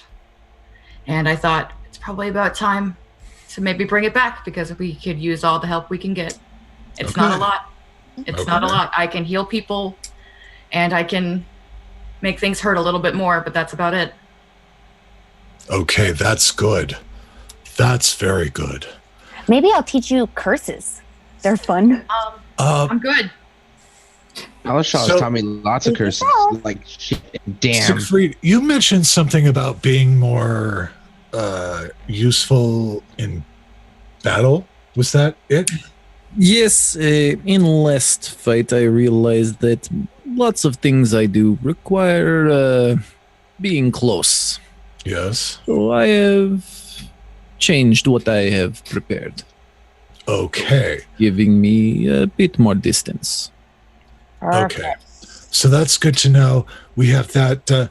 Of course, Mitz and Kalasha, you're still very deadly up Oh, front, no. right? All that's gone. I just talk now. That was a joke. I'm fine. Yeah, nothing's changed there.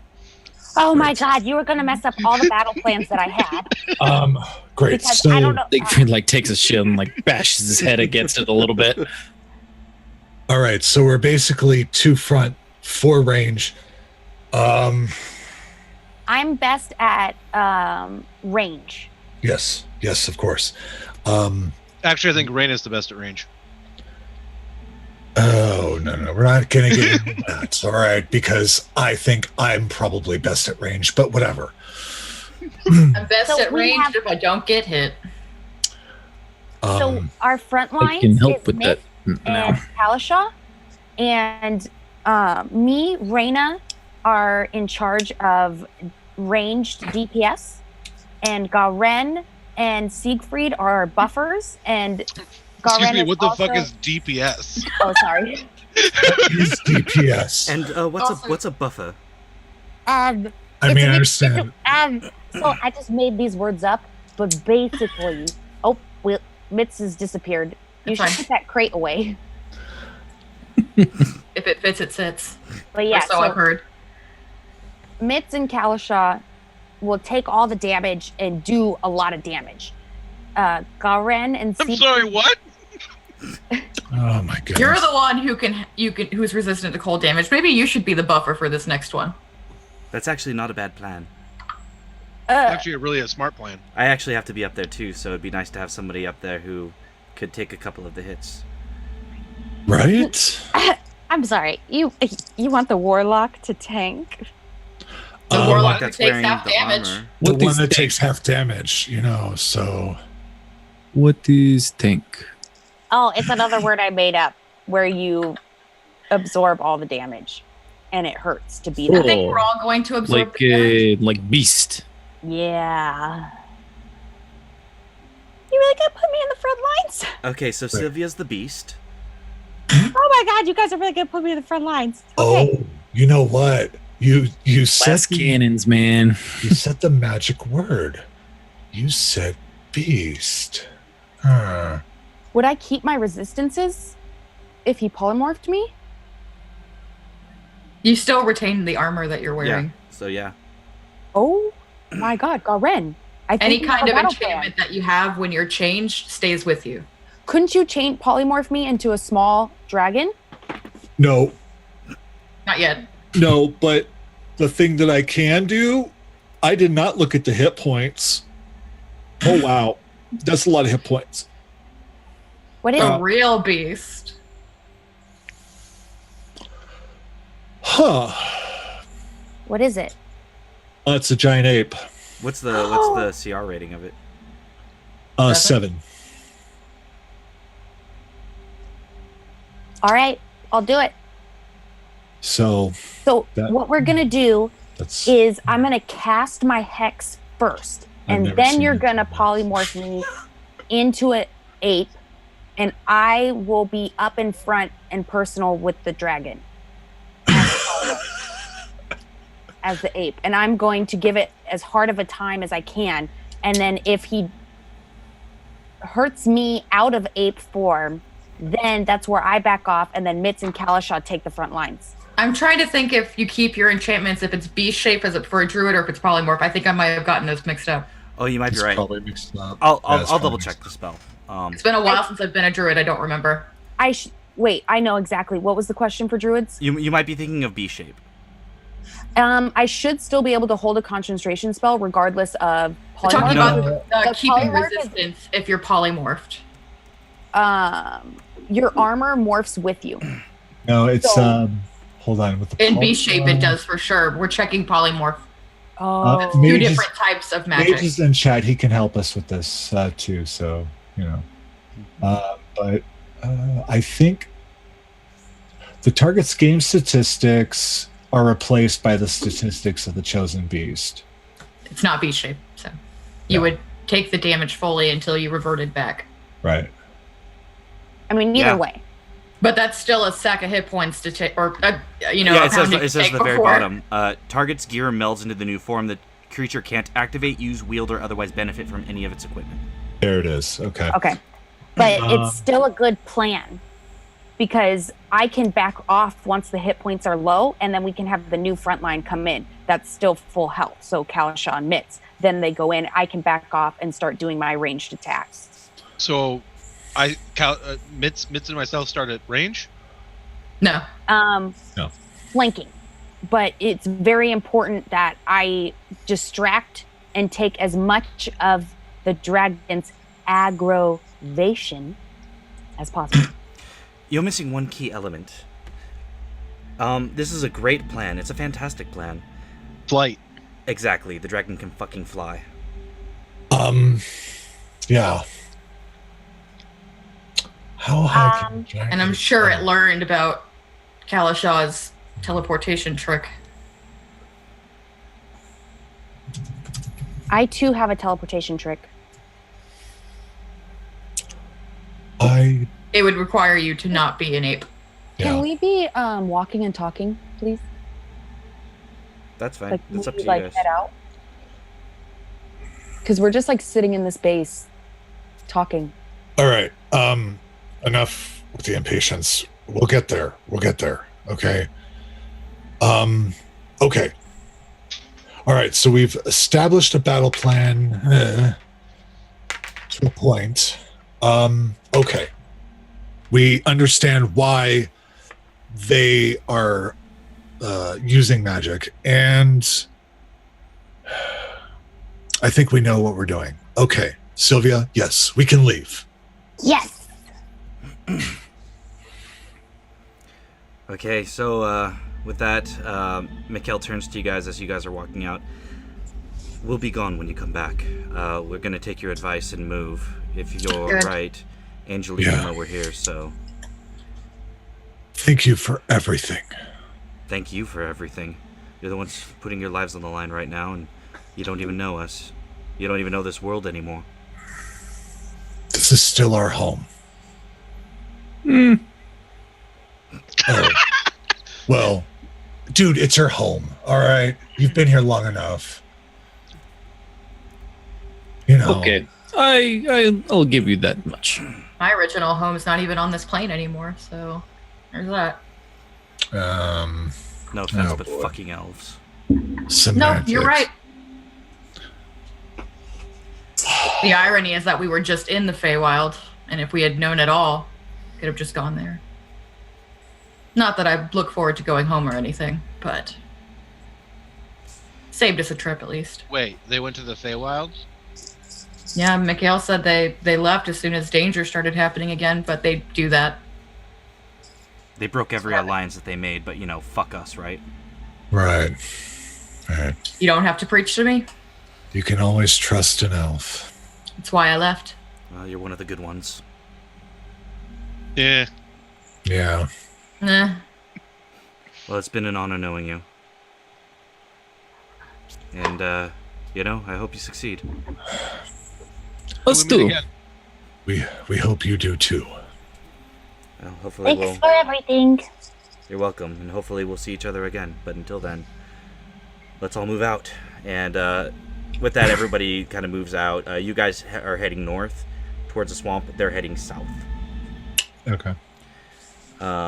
So who is going to be kind of keeping watch as you guys move through the trees towards the swamp? It should not be me. It should definitely be like Siegfried or Kalashaw because they have good perceptions, right? Yep, I can do it. I can try. I get a +0 to that. So. And I should be up front, just making sure we don't get lost. Yes. Yes. Because we can't get lost now. Don't say that, okay? Because Brian can make it happen. I mean, can if make Brian anything suddenly transports us out, once we're out of the forest, He then has it's ways. questionable. He has ways, I do. I have a few different options at my He's disposal. evil. Yeah. Anyway, so who was in the lead again? I'm sorry? Reyna. Rana. Okay, so Rana, go ahead and roll perception. Oh, I'm just making sure we don't get lost. I wasn't the one perceiving. Oh, okay. So who's like actually keeping watch as you guys walk? I Okay. am. So go ahead and roll perception. 26. 26. Okay. And then are you guys moving stealthily or are you guys moving at a regular pace? Probably a regular place because of Siegfried. Yeah. Okay. As you travel, the one thing you notice, Kalashaw, is there's not a whole shit ton of wildlife. Every so often you see maybe a bird, but where typically like the forest would be alive, it's very much not alive. It's very just dead feeling and dead sounding. The hills are not alive with the sound of music. They are not. No. Bummer. But as you guys travel, it takes you about a good half a day through this terrain, and in the direction you're heading. But you guys begin to see your breath in front of your face. We're getting close. It's starting to get really cold. You feel the chill on your skin. The other thing you notice is that there's a real chill. Like the wind has picked up, and it's just biting cold. As you continue to move forward, you start to see a dusting of snow on the ground, and you see that the trees are frosted. This is gonna be fun. Ahead of you, you see the ground itself, kind of deeper in, is thick with snow. It's almost it's pretty abrupt, and it seems like it's in an area. It's not like it goes and it cuts off. There's like a light dusting, and then it's forest, cold forest, but forest nonetheless. It doesn't seem natural at all, is kind of what I'm getting at. As you continue to move through the trees, the ground itself is slippery, and it's kind of tough to keep your footing, almost as if there's a layer of ice under the snow itself. But the deeper in that you go, the deeper the snow gets until it's about around your thighs. Go ahead and make me a survival check, Kalashaw.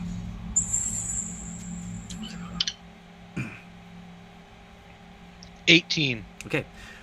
With an 18, heeding kind of Mikhail's directions and the information they imparted on you as you guys, or as they had done the scouting mission, you're fairly certain you're going in the right direction. And as you're traveling, you see a large, it's not quite a wall of ice, because it's jagged at the top, but it seems to stretch on for miles in each direction. But the ice itself is straight up. It's completely parallel to the sky, with the jagged peak. It's a good 20 feet high. This Mikhail did not mention. This is new. What do you suppose that is? Dragon.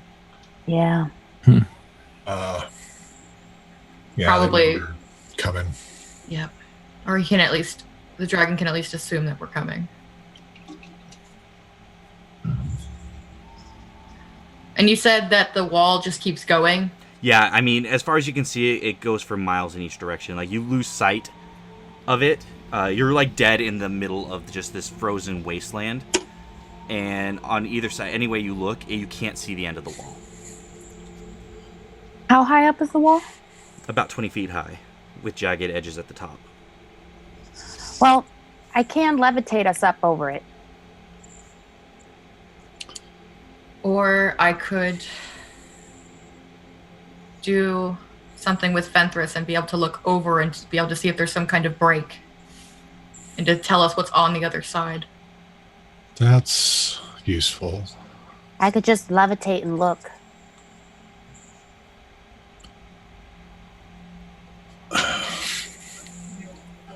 Yeah, but Raina's way puts less people in danger. I have to shoot an arrow to do it, so I don't know about that. Well, I mean, Sylvia isn't up there a target, is what I'm saying, and Raina's safely down here on the ground with us. I don't know. I mean, I can go up there and I can take a look. You can go up there. You can take a look, Gelrun. Sylvia casts levitate on herself and then uses the wall to kind of guide herself up and then just peeks over the edge. Okay, go ahead and roll roll a stealth perception to check. do it? Sure. Okay. What's the fucking point of making plans? So 14 for stealth.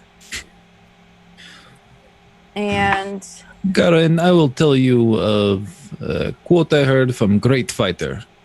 Everyone has planned till they get punched in the mouth. 10 for perception. Okay, so Fair. as you float up at the top, you look on the other side, and there still appears to be just trees and frozen tundra as far as you can see. But as you get up to the top, you just hear caw, caw, caw, and a bunch of crows, or ravens rather, fly and kind of hit you in the face and make you like kind of double and spin in the air. It's very startling. You did not see them. Okay. And so I'm going to use the wall to like go back down. I didn't see anything, but does someone want me to levitate them up to look? Did we see a bunch of ravens? Yeah, they kind of hit me in the face. It was really startling. Could be good omen. Or it could be a bad one.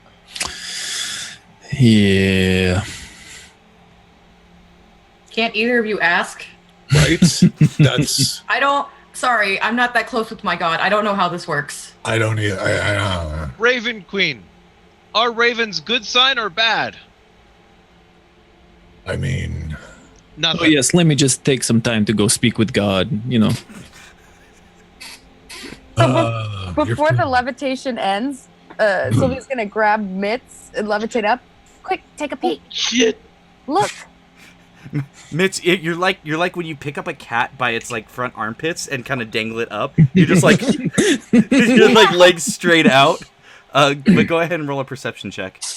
I cast guidance. Oh, okay. I thought that was something else. You just feel like this guidance come through you through your armpit. It's usually where It's it not where comes magic goes. from. Sorry, everything closed.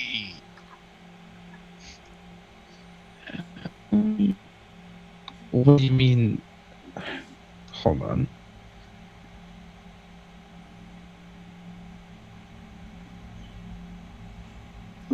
Okay, sorry for the long pause. My perception is a 17. Okay, so with the 17, you kind of see similar to what Sylvia saw. You can see a little bit further than what you could see.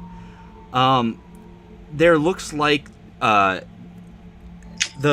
swamp itself goes off for a good like 200 feet, and then it seems like the trees and stuff disappear, but not into like a flat like land, almost like to a pit. You can't obviously see the pit on the other side, but you can see that there's a drop off at the least. Okay, I drop us back down.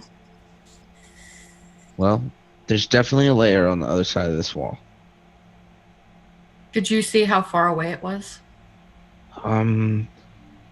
So floating in map really not my thing, and it's in there. It's definitely there. Well, that's.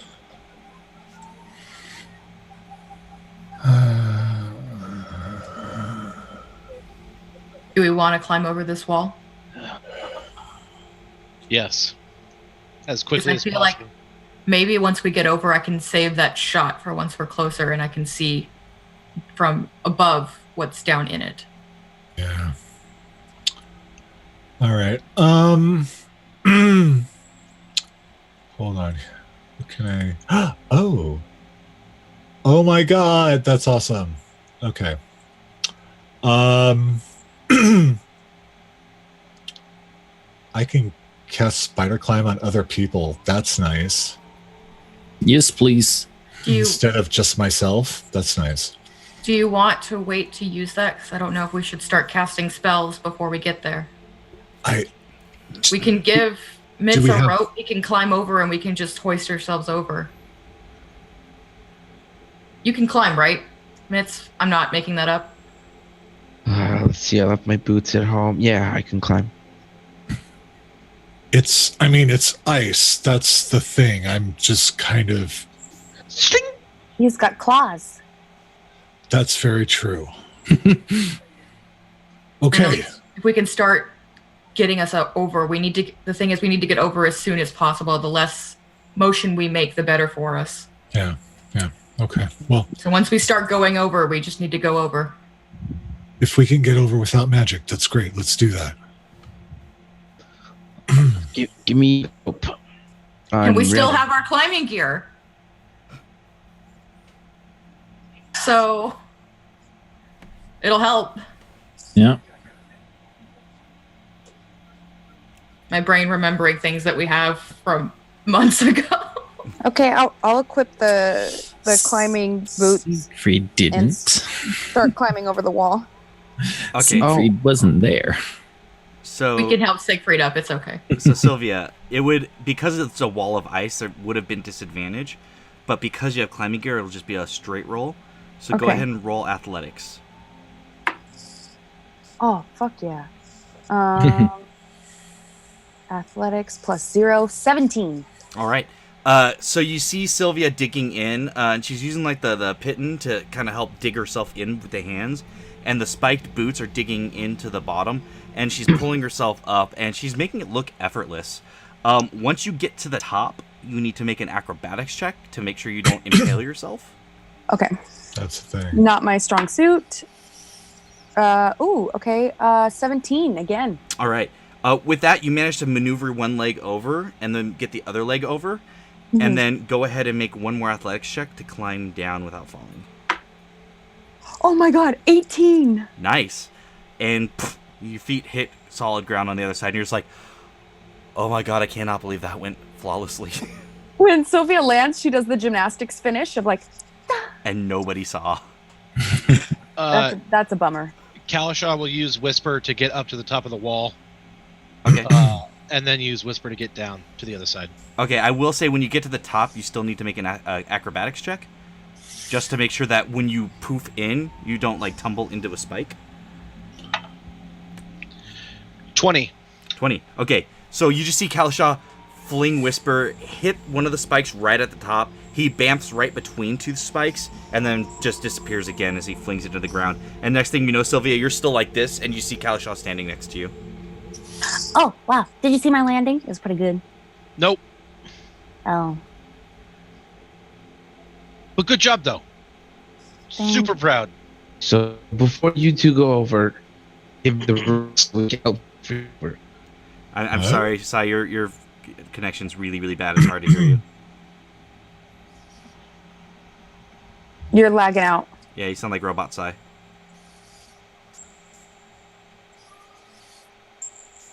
Nope. And he's back. It doesn't make sense because I'm on the same internet. Maybe that's the problem. Because don't you guys usually go on separate internets? Maybe, but wouldn't mine lag out too? Yours never had a problem when you guys were If sharing. you have the dominant connection, his would be the one to. But he's hard lined in. I'm not. Huh.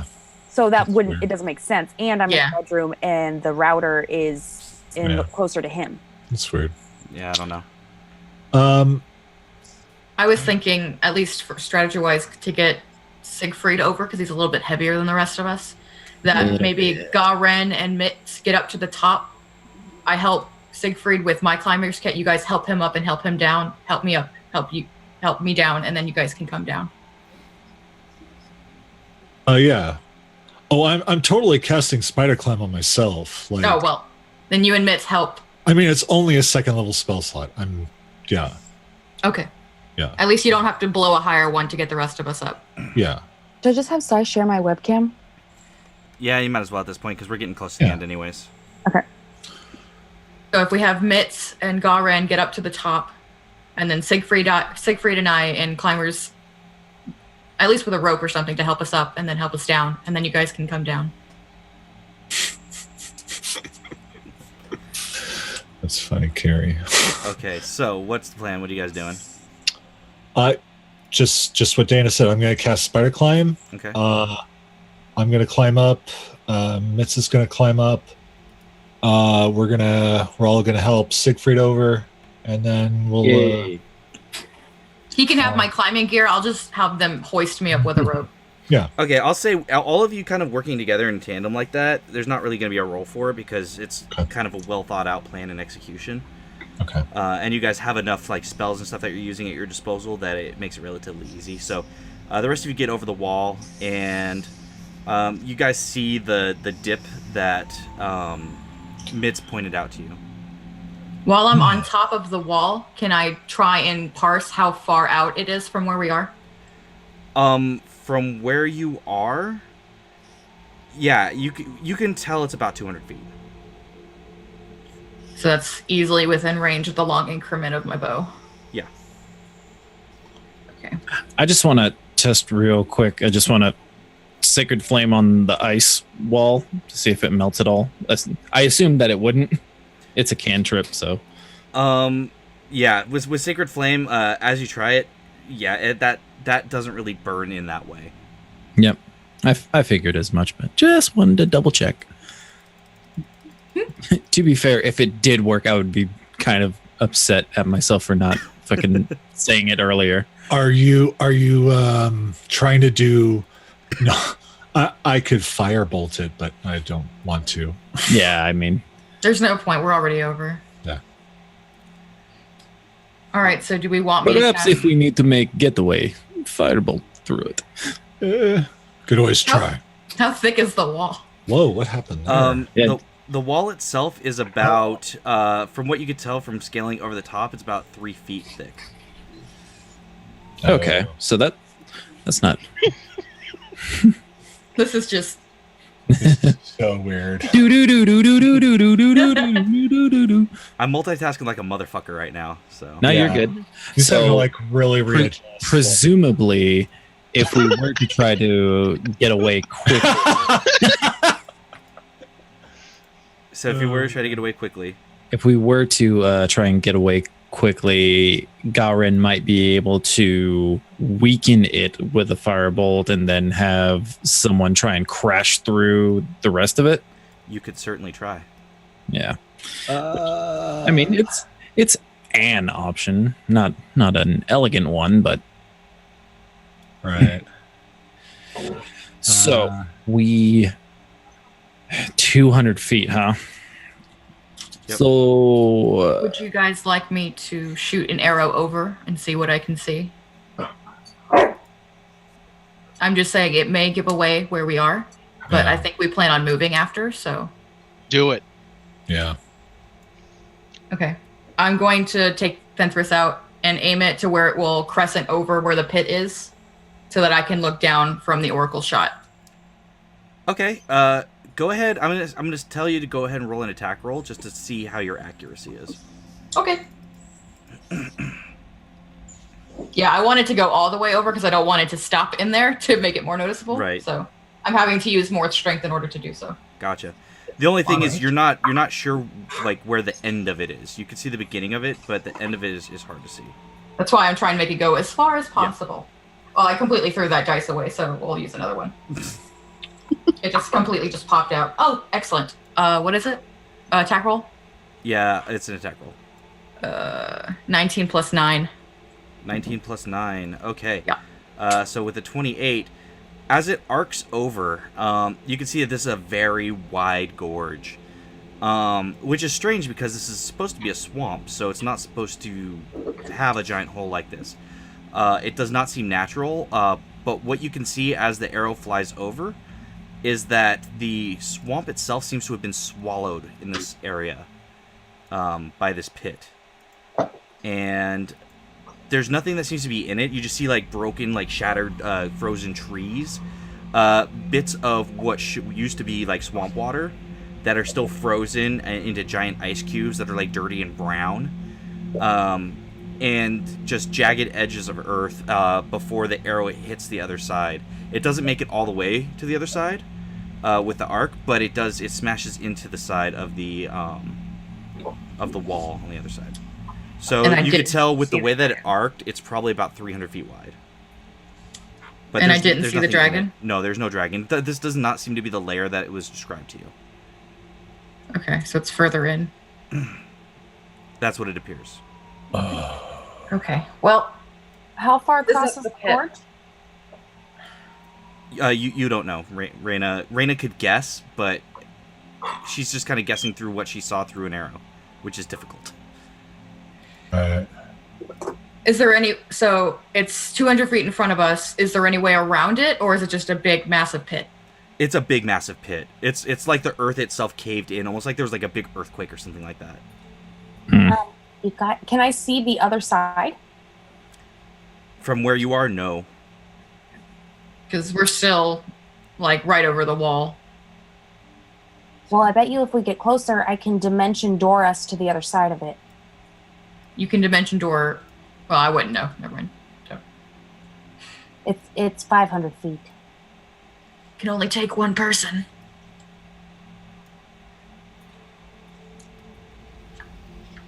We'll say Reyna doesn't know that. Sylvia would have known that, though. Well, this doesn't appear to be its lair once my eyes have stopped going white from looking through the arrow. From what I can tell, it's going to be our only way through. I can take somebody with me. It doesn't help the rest of us, though. Right. Okay. Okay.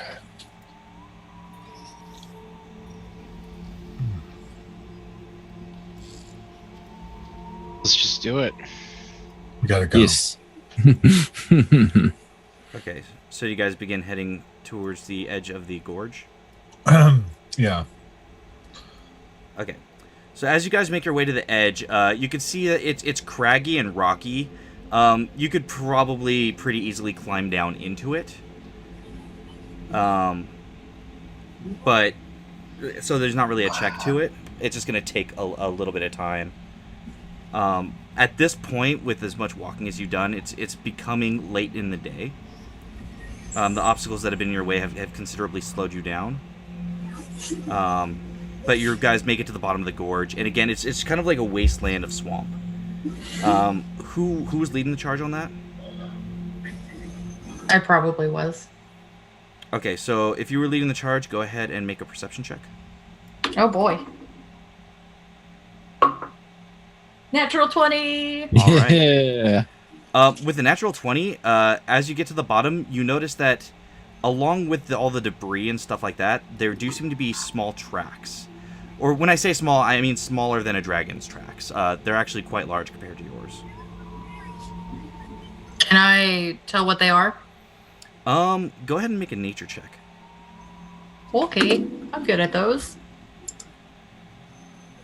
Finally doing things that my class is useful for. Excellent. 25. Okay, it seems to be like, it's definitely not like human or like elven or anything like that. It's much larger. It's some kind of monstrosity. Best you could tell, it's like Yeti-like. You can see that the feet themselves are bare.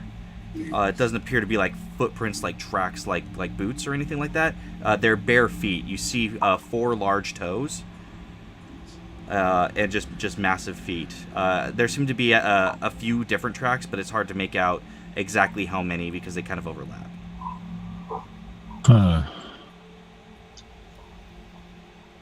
Let's hope we didn't walk into the lair of something else. Oh, fuck me. I think we should try to make our way across quickly but carefully. Us being in this pit is not a good idea. Obviously. Agreed. Yeah. Yes. So I guess we're going to try and make our way across as carefully but quickly as possible. Right. Yeah. Okay, so are you guys rolling stealth? Yes. We can try. Sure. Okay, go ahead and everybody roll stealth. I'm just going to roll this dice forever now. It's fine. I got dirty 20. 20. I mean, it wasn't great 21. because I do roll at disadvantage, right? Still, yeah. Yep. 9. Okay, 22. 22. 16. 16. All right. Fucking hear Fang, I'm sorry. Biting my feet. I'm just glad it was Fang. Yeah. All right. Next. Wait, knock it off. That's what we're putting up with right now. Okay. So, as you guys are trekking through, you guys are kind of sticking to as much cover as you can. Whatever fallen trees there are, you guys are kind of sticking low, moving quickly. But you finally hear just this loud roar. And you hear boom, boom, boom. And as you turn to your right, you see one gigantic Yeti heading in your direction. And from the left, you hear boom, boom, boom. Another one coming in your direction. They seem to have been hiding out in the snow. They rolled a natural 20 on their perception. No. Fucking way. Yeah. And as they bear down on you and you guys get ready to fight, that is where we're going to end tonight's session. Yetis. Yetis. Damn.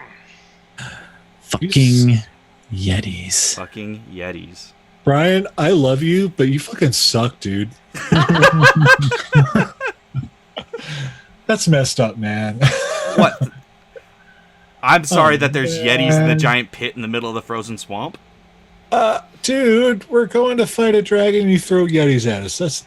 That's not cool, man. Yes, Well, I seem I to mean- remember the last time you faced one dragon at the last level you were at, you guys whooped its ass pretty heartily. We did do that. We weren't. No, everybody died, and That was when this That was when was the the second second one. dragon came.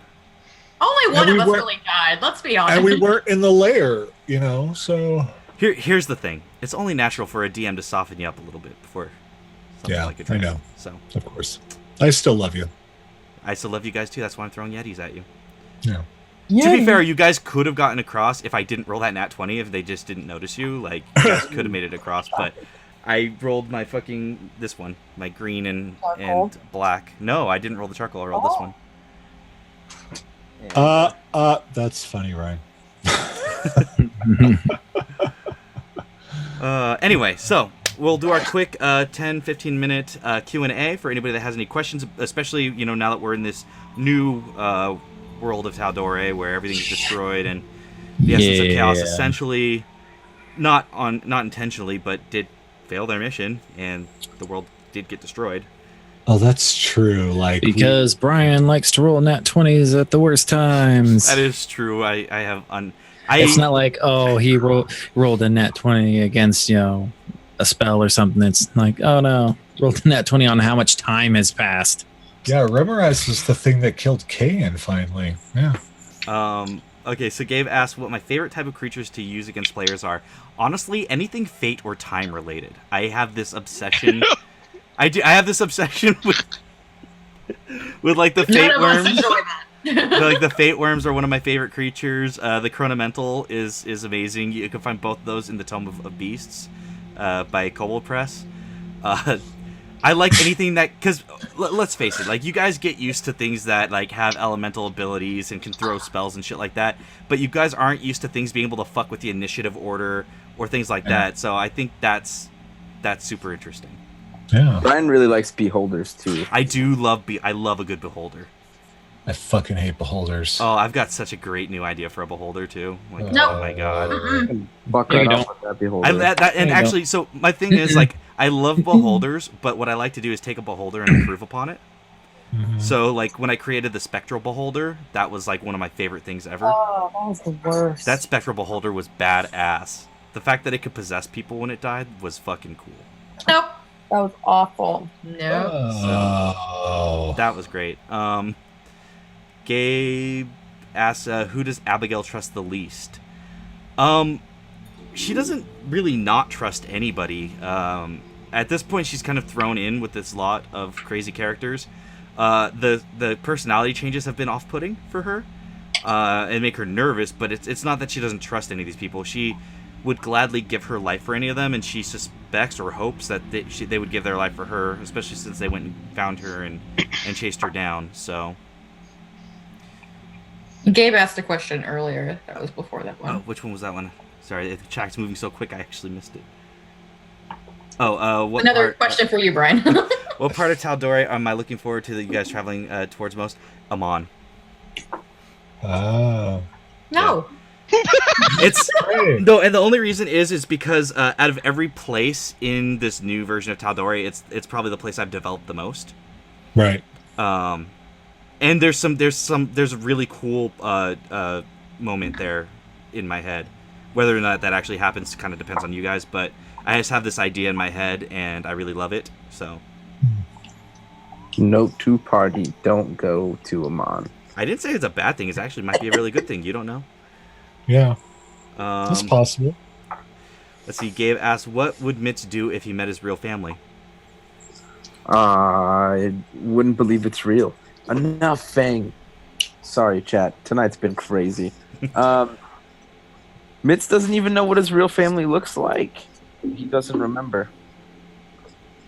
So it would definitely be like a shell shock. But he would love them because Mitz kind of loves everybody. All right. Gabe asks, "Does Garen ever wish sometimes goblins could work with other races instead of just being seen as monsters by people?" Yeah, definitely. One, I think that hobgoblins especially are probably maybe misunderstood. Because, they believe in structure and order and stuff like that. They're, I don't know, they have potential. I personally actually like hobgoblins, but I don't know. It really, it's always it depends on how each dungeon master and stuff like that determines their monster races are like, so, but yeah. In my, just kind of as a side note to that, in my view of like the monster races and whatnot, is that there's no purely evil race. Garen is a pure example of that.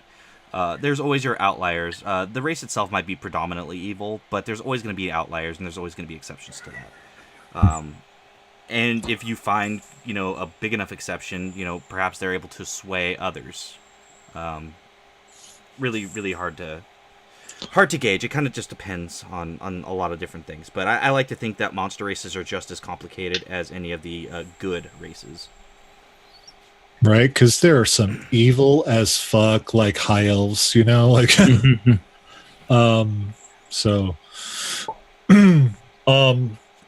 And a lot of times it's about perception of how you view evil and good. Mm-hmm.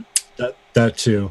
I don't know. I was talking about this the other day, but actually I look at hobgoblins. I parallel hobgoblins a lot with the Klingons from Star Trek, to be honest. Okay. Like, that's kind of how I see them in a lot of ways.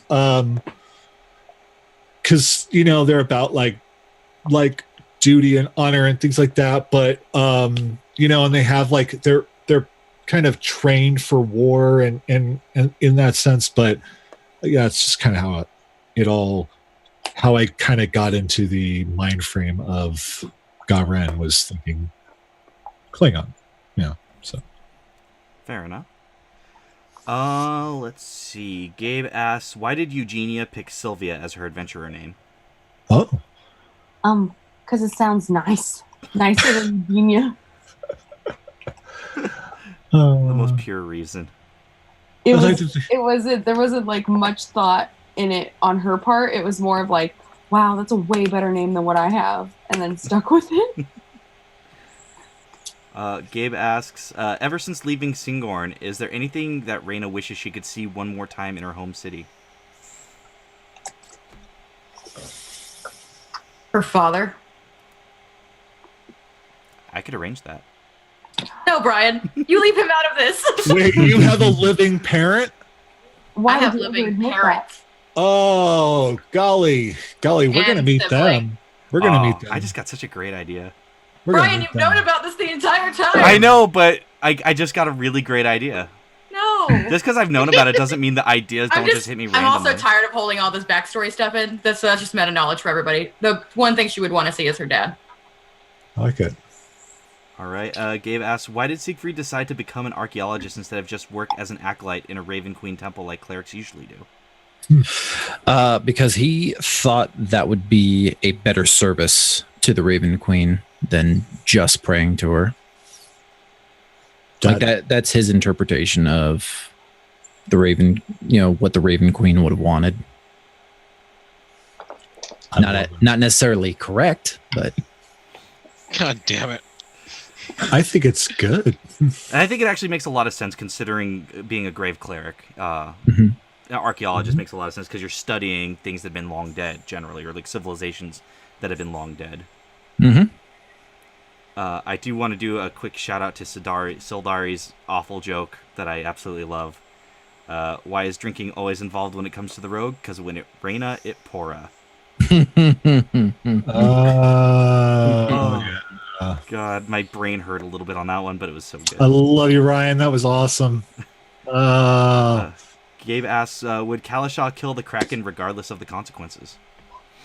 Ooh, would Kalasha kill the Kraken? Yes, regardless of the consequences. We'll find out, I guess. On the bright side, a Kraken can't talk and taunt you, so that should help. Yeah, that's fair. Whereas you know Angelique is going to taunt the fuck out of you when you guys fight eventually. Ooh, yeah. Yeah. Mm-hmm. So, that'll be fun. Oh, Yeah, it sure will, Brian. Oh. This is fine. Everything is fine. I'm fine. I sure hope Garen's not the party cook. Oh, he could be the Caduceus of the group. I mean, meat is meat, you know. That's fair. Yeah, so Gabe asks, who's the party cook? And if it's Garen, do you make sure to see what meat he uses? So it's probably not Garen, because if it was Garen, it'd just be like whatever meat, like you said. Just meat. Yeah. You guys don't really have a cook. You guys kind of subside off rations and whatnot. What people give you. I think Mostly. we just like survive off nuts. Like we're just like eat. We're talking about the entire party, not just Kalishaw. Right? We're not 12. Wow. So I meant, Kalishaw survives off nuts and Garen survives off meat. So I don't know. You guys are the best couple. Take with it what you will. I'm shipping you guys so hard. Gabe wants to know, what's been your character's happiest moment with the party? I can make that happen with the chef hat. Yeah. What's that? What's been your character's happiest moment with the party? Let's start with Robert, because he's got the most sad shit that's been going on with every lover he takes, either forgetting about it or dying. I think the most happy Well, moment the kiss of he's death still had happened. with the party is I think it was their first performance in the Feywild, where they all kind of worked together to make something happen. So Yeah, it was a very rare moment that you'll probably never see again. yeah, some of us don't even remember that it happened. Derek.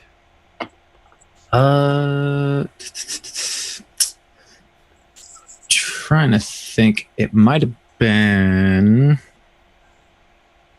the skilled tyrant stuff we went through. With all the undead dragonborn and whatnot. Yeah, he liked killing those. He really did. That is super valid. Mitz. Mitz doesn't remember, but it definitely had to have been the quarter butterflies. So of the things he can remember, what would... Oh, that's cold. That's cold, man. I don't know. Probably meeting the group. Seeing Siegfried's armor for the first time was probably up there. All right, that's fair enough. Garen. Well, since he doesn't remember the Feywild, and that was like pretty much the only time he was actually happy. The closest equivalent would be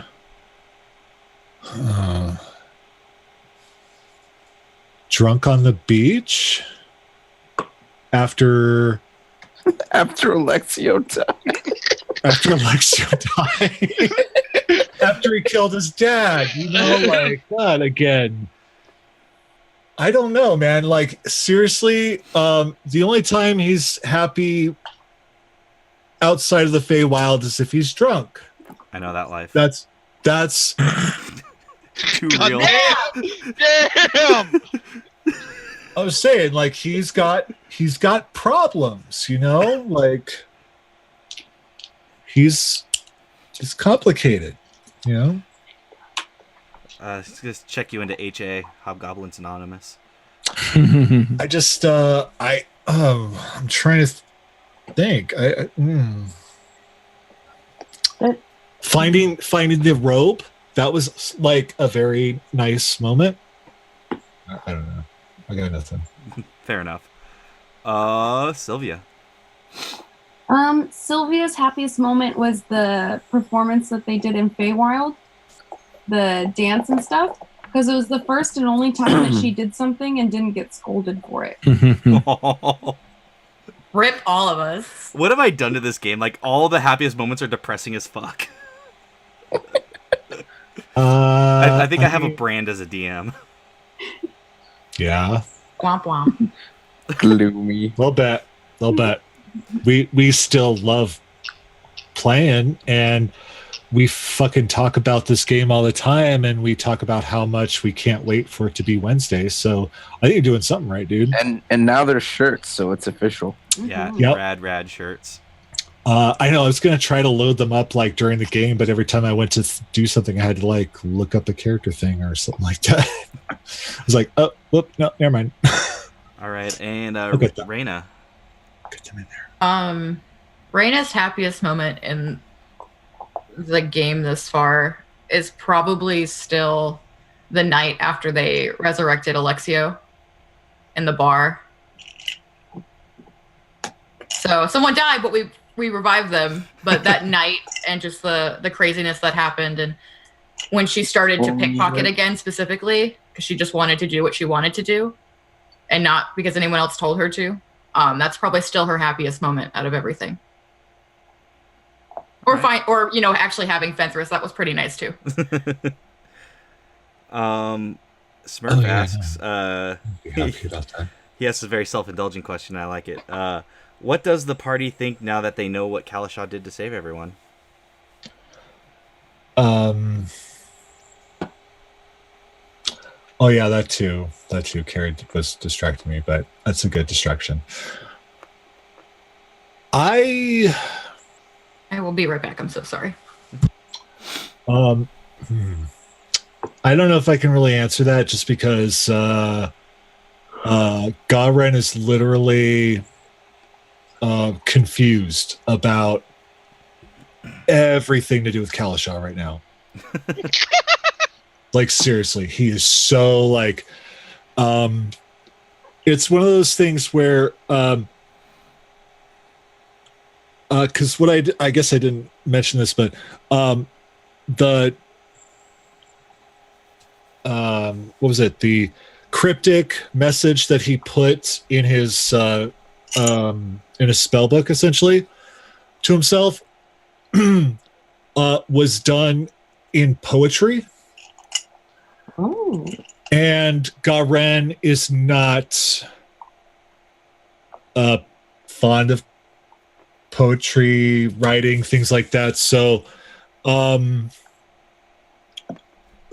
fact that he did it and it was actually well done is making him very confused about what was going on in the Feywild and all that stuff. And he's starting to like see little things here and there that are like subconscious shit that it's driving him crazy. So he doesn't know what to he doesn't know what to think about the Raven Queen thing. But aside from like the Raven Queen thing, like specifically like the notes that you're finding in poetry, that's kind of messing with you a little bit, or? A little bit. By the way, you can't hear it because I had closed the listening party, but I turned it back on just to start playing Eternal Flame by Atomic Kitten. Hey, fuck everybody. I love that song. I don't give a shit. So, now the world knows. I don't know. Is that did they do a cover of the one from the Bangles? Yes. Is that? Yes. Oh, okay. Mm-hmm. All right. So, same song, just done by Atomic Kitten. Okay. I love that song. I love the Bangles. I love it. Sylvia, what do you think of Kalasha's whole deal?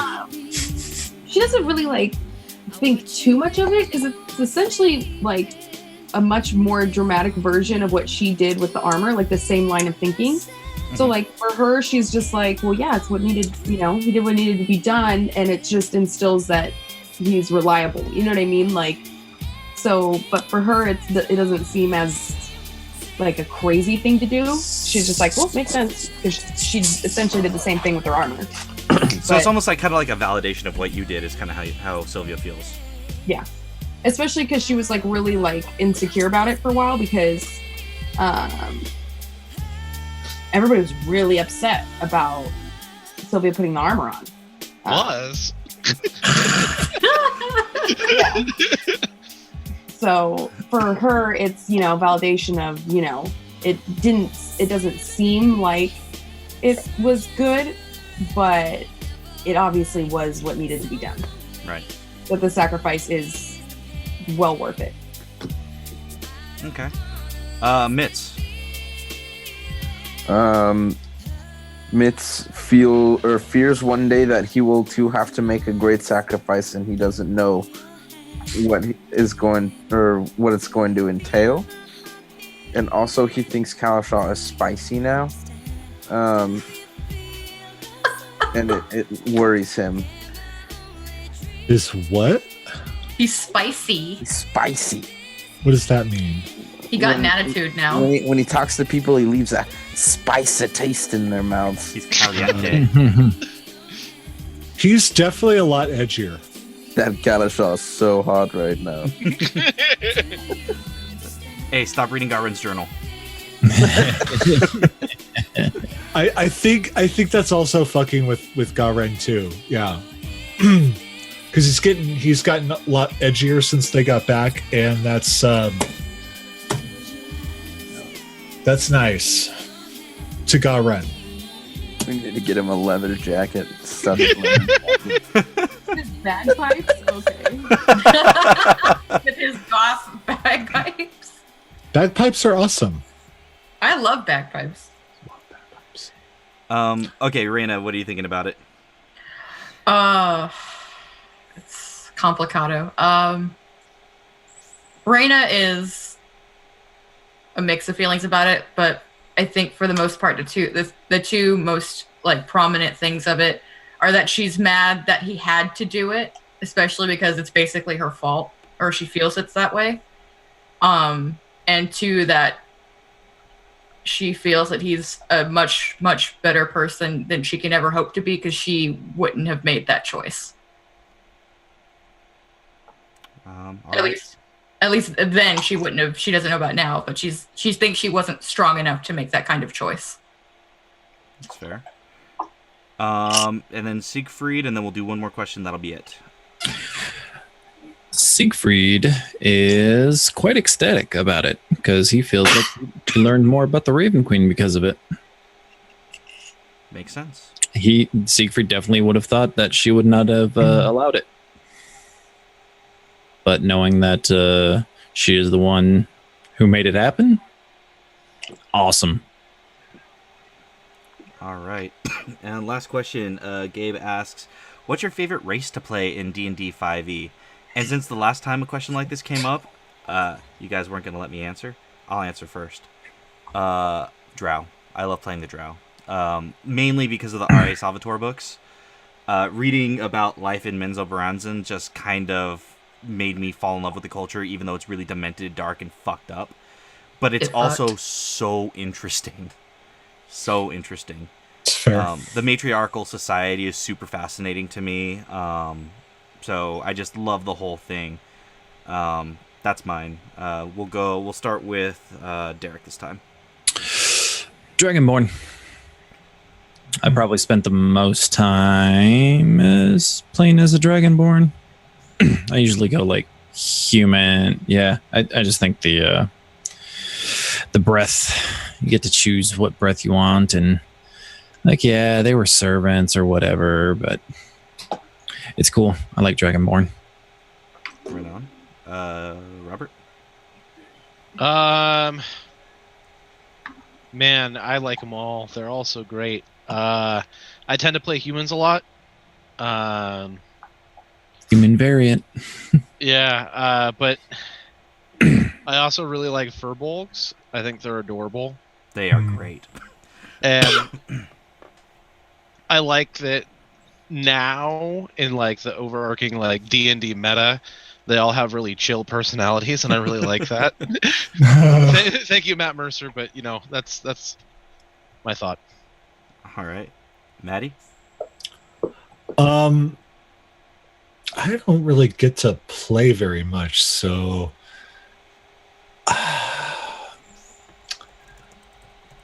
and I've really, mostly just played monster races as player characters and campaigns. So, but I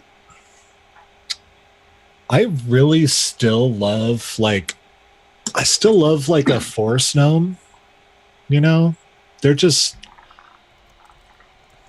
so they think everything is just so cool and awesome, and you know they're kind of adorably annoying.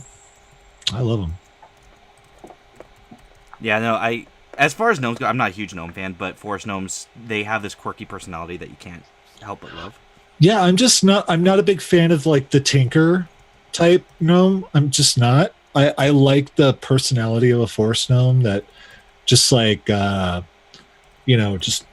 kind of excitable, and find everything just fascinating and interesting, and I love it. It's nice to see the world in those eyes. Yeah. Those big eyes, because gnomes have huge eyes.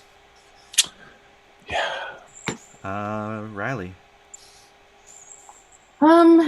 This one's kind of tough for me because I don't know. The first character I ever made was a tiefling, but then messed with the deck of mini fates or whatever, and then became a human.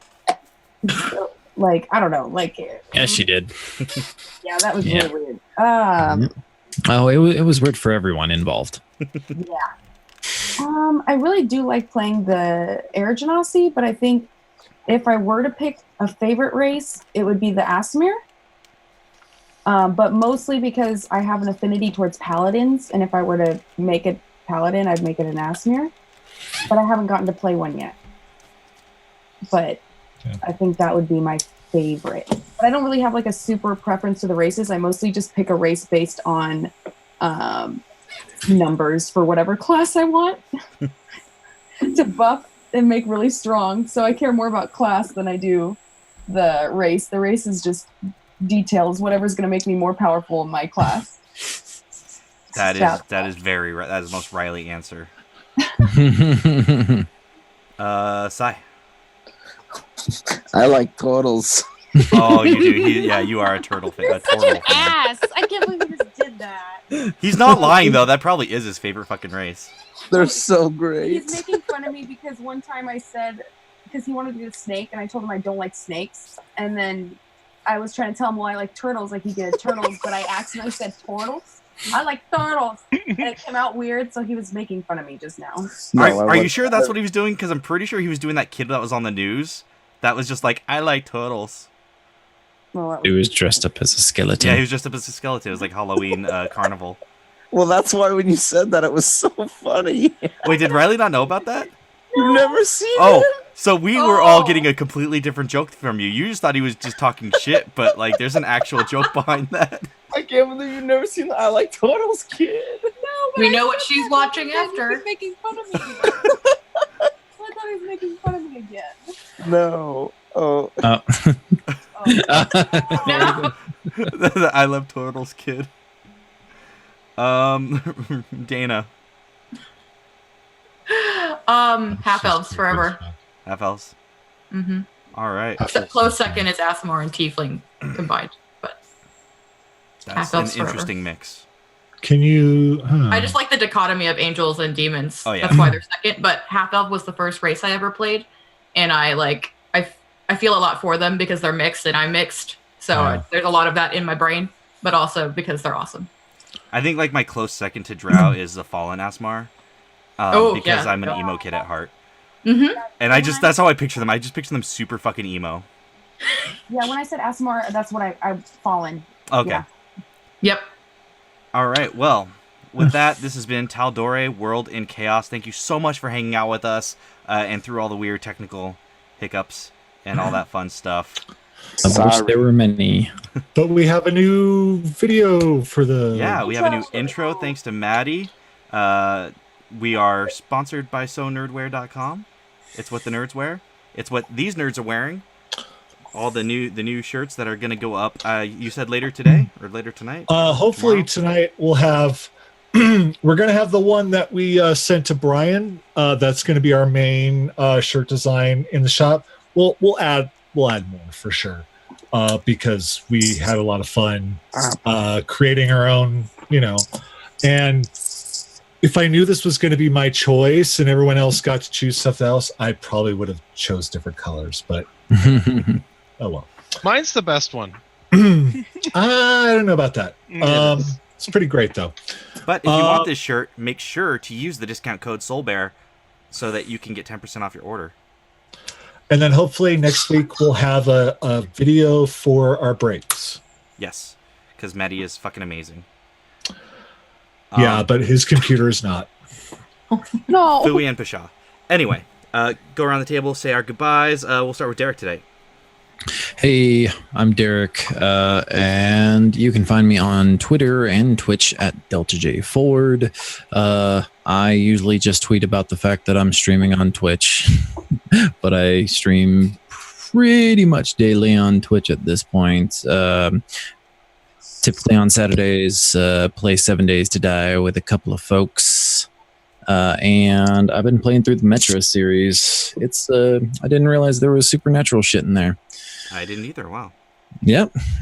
I got to the end and I was like, what the fuck is going on? Shit, I'm going to go back and play those now. Yeah, so I'm on Last Light right now, and then I'll play through Exodus, and that's all I got planned. And freaking I hear the new Devil May Cry is really awesome, and I think I might play that too on Friday. Reviews. Yeah, I might need to play that. And then Sekiro Shadows Die Twice comes out later this month. Fuck, there's so many good games, and I'm gonna play them all. All right. And you can watch me play them at twitch.tv/DeltaJForward. Yes, you can. Robert. Hi, I'm Robert. You can find me on the internet. What the fuck is happening right now? DSC Smurf on Twitter and everything like that. I stream D&D with Dumpstack Charisma on Monday and Tuesday nights, and What with is happening? Welcome Party RPG other days of the week on Fridays. I'm so confused. So check us out. It'd be awesome. Back to you. I fucking broke Robert. Oh, no. Bro. Maddie. Hi, everyone. I'm Maddie. I don't even know how to follow that up. So, yeah, I'm here Wednesdays and Fridays playing D&D. We have Threads of Fate on Friday, and I think it may end up being our finale of Storm Kings. We're about to fight Imarith. That's going to be fucked up. But you just can't get enough dragons lately. Somebody's going to die, and I don't know. I think it might be Noakes because he's the one that can bring people back. And then Wait a minute. Oh no. yeah, that's right, dude. That's how it works. You were the one that actually died. I'm off this Saturday. No So Chatty. We're taking the weekend off. My birthday is on the 12th, and Mark, I need hubby time, so stuff. So, but I'll be back on the 16th. With my good buddy Robert over there is going to be on the show. Nerdburger Craig, Matthew W. Foreman, and then after the show, I am running a Retroverse one shot because they are fun as fuck. Go to sonerdware.com/Maddie. That's like my basic commissions contact page for design work, and it has like my Patreon and my Ko-fi and all that stuff. Because things change around here, and I need to start making money. So So yeah, that's fun. Plus, the shop costs money to run. So yeah. Alrighty. Riley. I'm on Twitter at Riley Avery, and I'm here every Wednesday, and I just do a lot of things that are on Twitter and Stardew Valley. So if anybody wants to play Stardew Valley on the Switch, let me know. Because I need help. I have it on good authority. She'll build you a cabin. I have a cabin, and also the greenhouse is done. And I have ancient seeds and starfruit set up with a great fertilizer. Sai. And sprinkler systems Where with can the we find irradiation. you on the internet, Sai? I'm here every Wednesday, and I'm also at Twitter at Sino11. Oh, here. No, that's okay. That's Robert's thing now. Yeah. Don't take Robert's thing away from him. Stop it. Dana. Hi guys, I'm Dana. You can Stop find me mostly on Twitter at DanaLeeB. That's where I live. And for right now, I'm mostly just doing this on Wednesdays, playing games on the side, not streamed. And we'll see what happens in the future. More streams. I wish. All right. And I have been your Dungeon Master, Brian Penaloza. You can find me on Twitter at Captain Sugar Bear. That's at CPT Sugar Bear. I've recently decided to give Twitter another chance, and Lol. with a lot less fucks given this time. So we'll see how that goes. I'm sure I'll get in trouble. That's how you do it, dude. We're calling it Brian Reloaded. Brian Chapter 2. You can also find me, aside from this game, running Comedy of Strahd every other Monday. We just had our game this last Monday, so not next Monday, but the Monday after. We'll be back at 7 p.m. Pacific Standard Time here on Soul Bear RPG. And make sure to check out the final episode of Nerdy Point of View. That's right, Friday is the last episode of that show.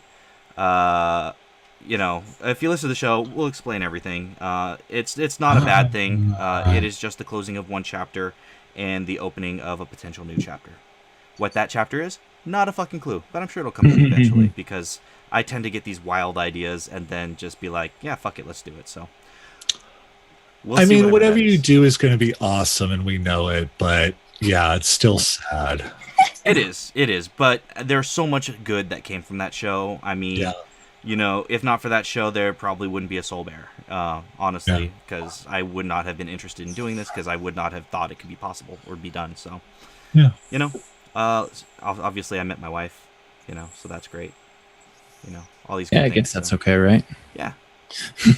So, a lot of great things, but all good things must end. Every show that's ever been has an end. That's true. Arrow's getting its final season, 10 episodes, so, Is that a good show? I love that show. I don't know. I just have a thing for Stephen Amell. I mean, that guy. Whew, fucking swoon. Swoon. So with that, that's been Tal'Dorei, A New Dawn. I'm going to throw it back to the intro again because I love that fucking video so much. So hang out, watch it, then, kiss your dog, hug your neighbor. I don't know. Do something. I don't give a fuck. Kiss your neighbor, hug your dog. Whatever. Go to sonerdwear.com. Yeah, that's what you should be doing. Go to sonerdwear.com because that's what the nerds wear. So, Word. Bye. I'm wearing it.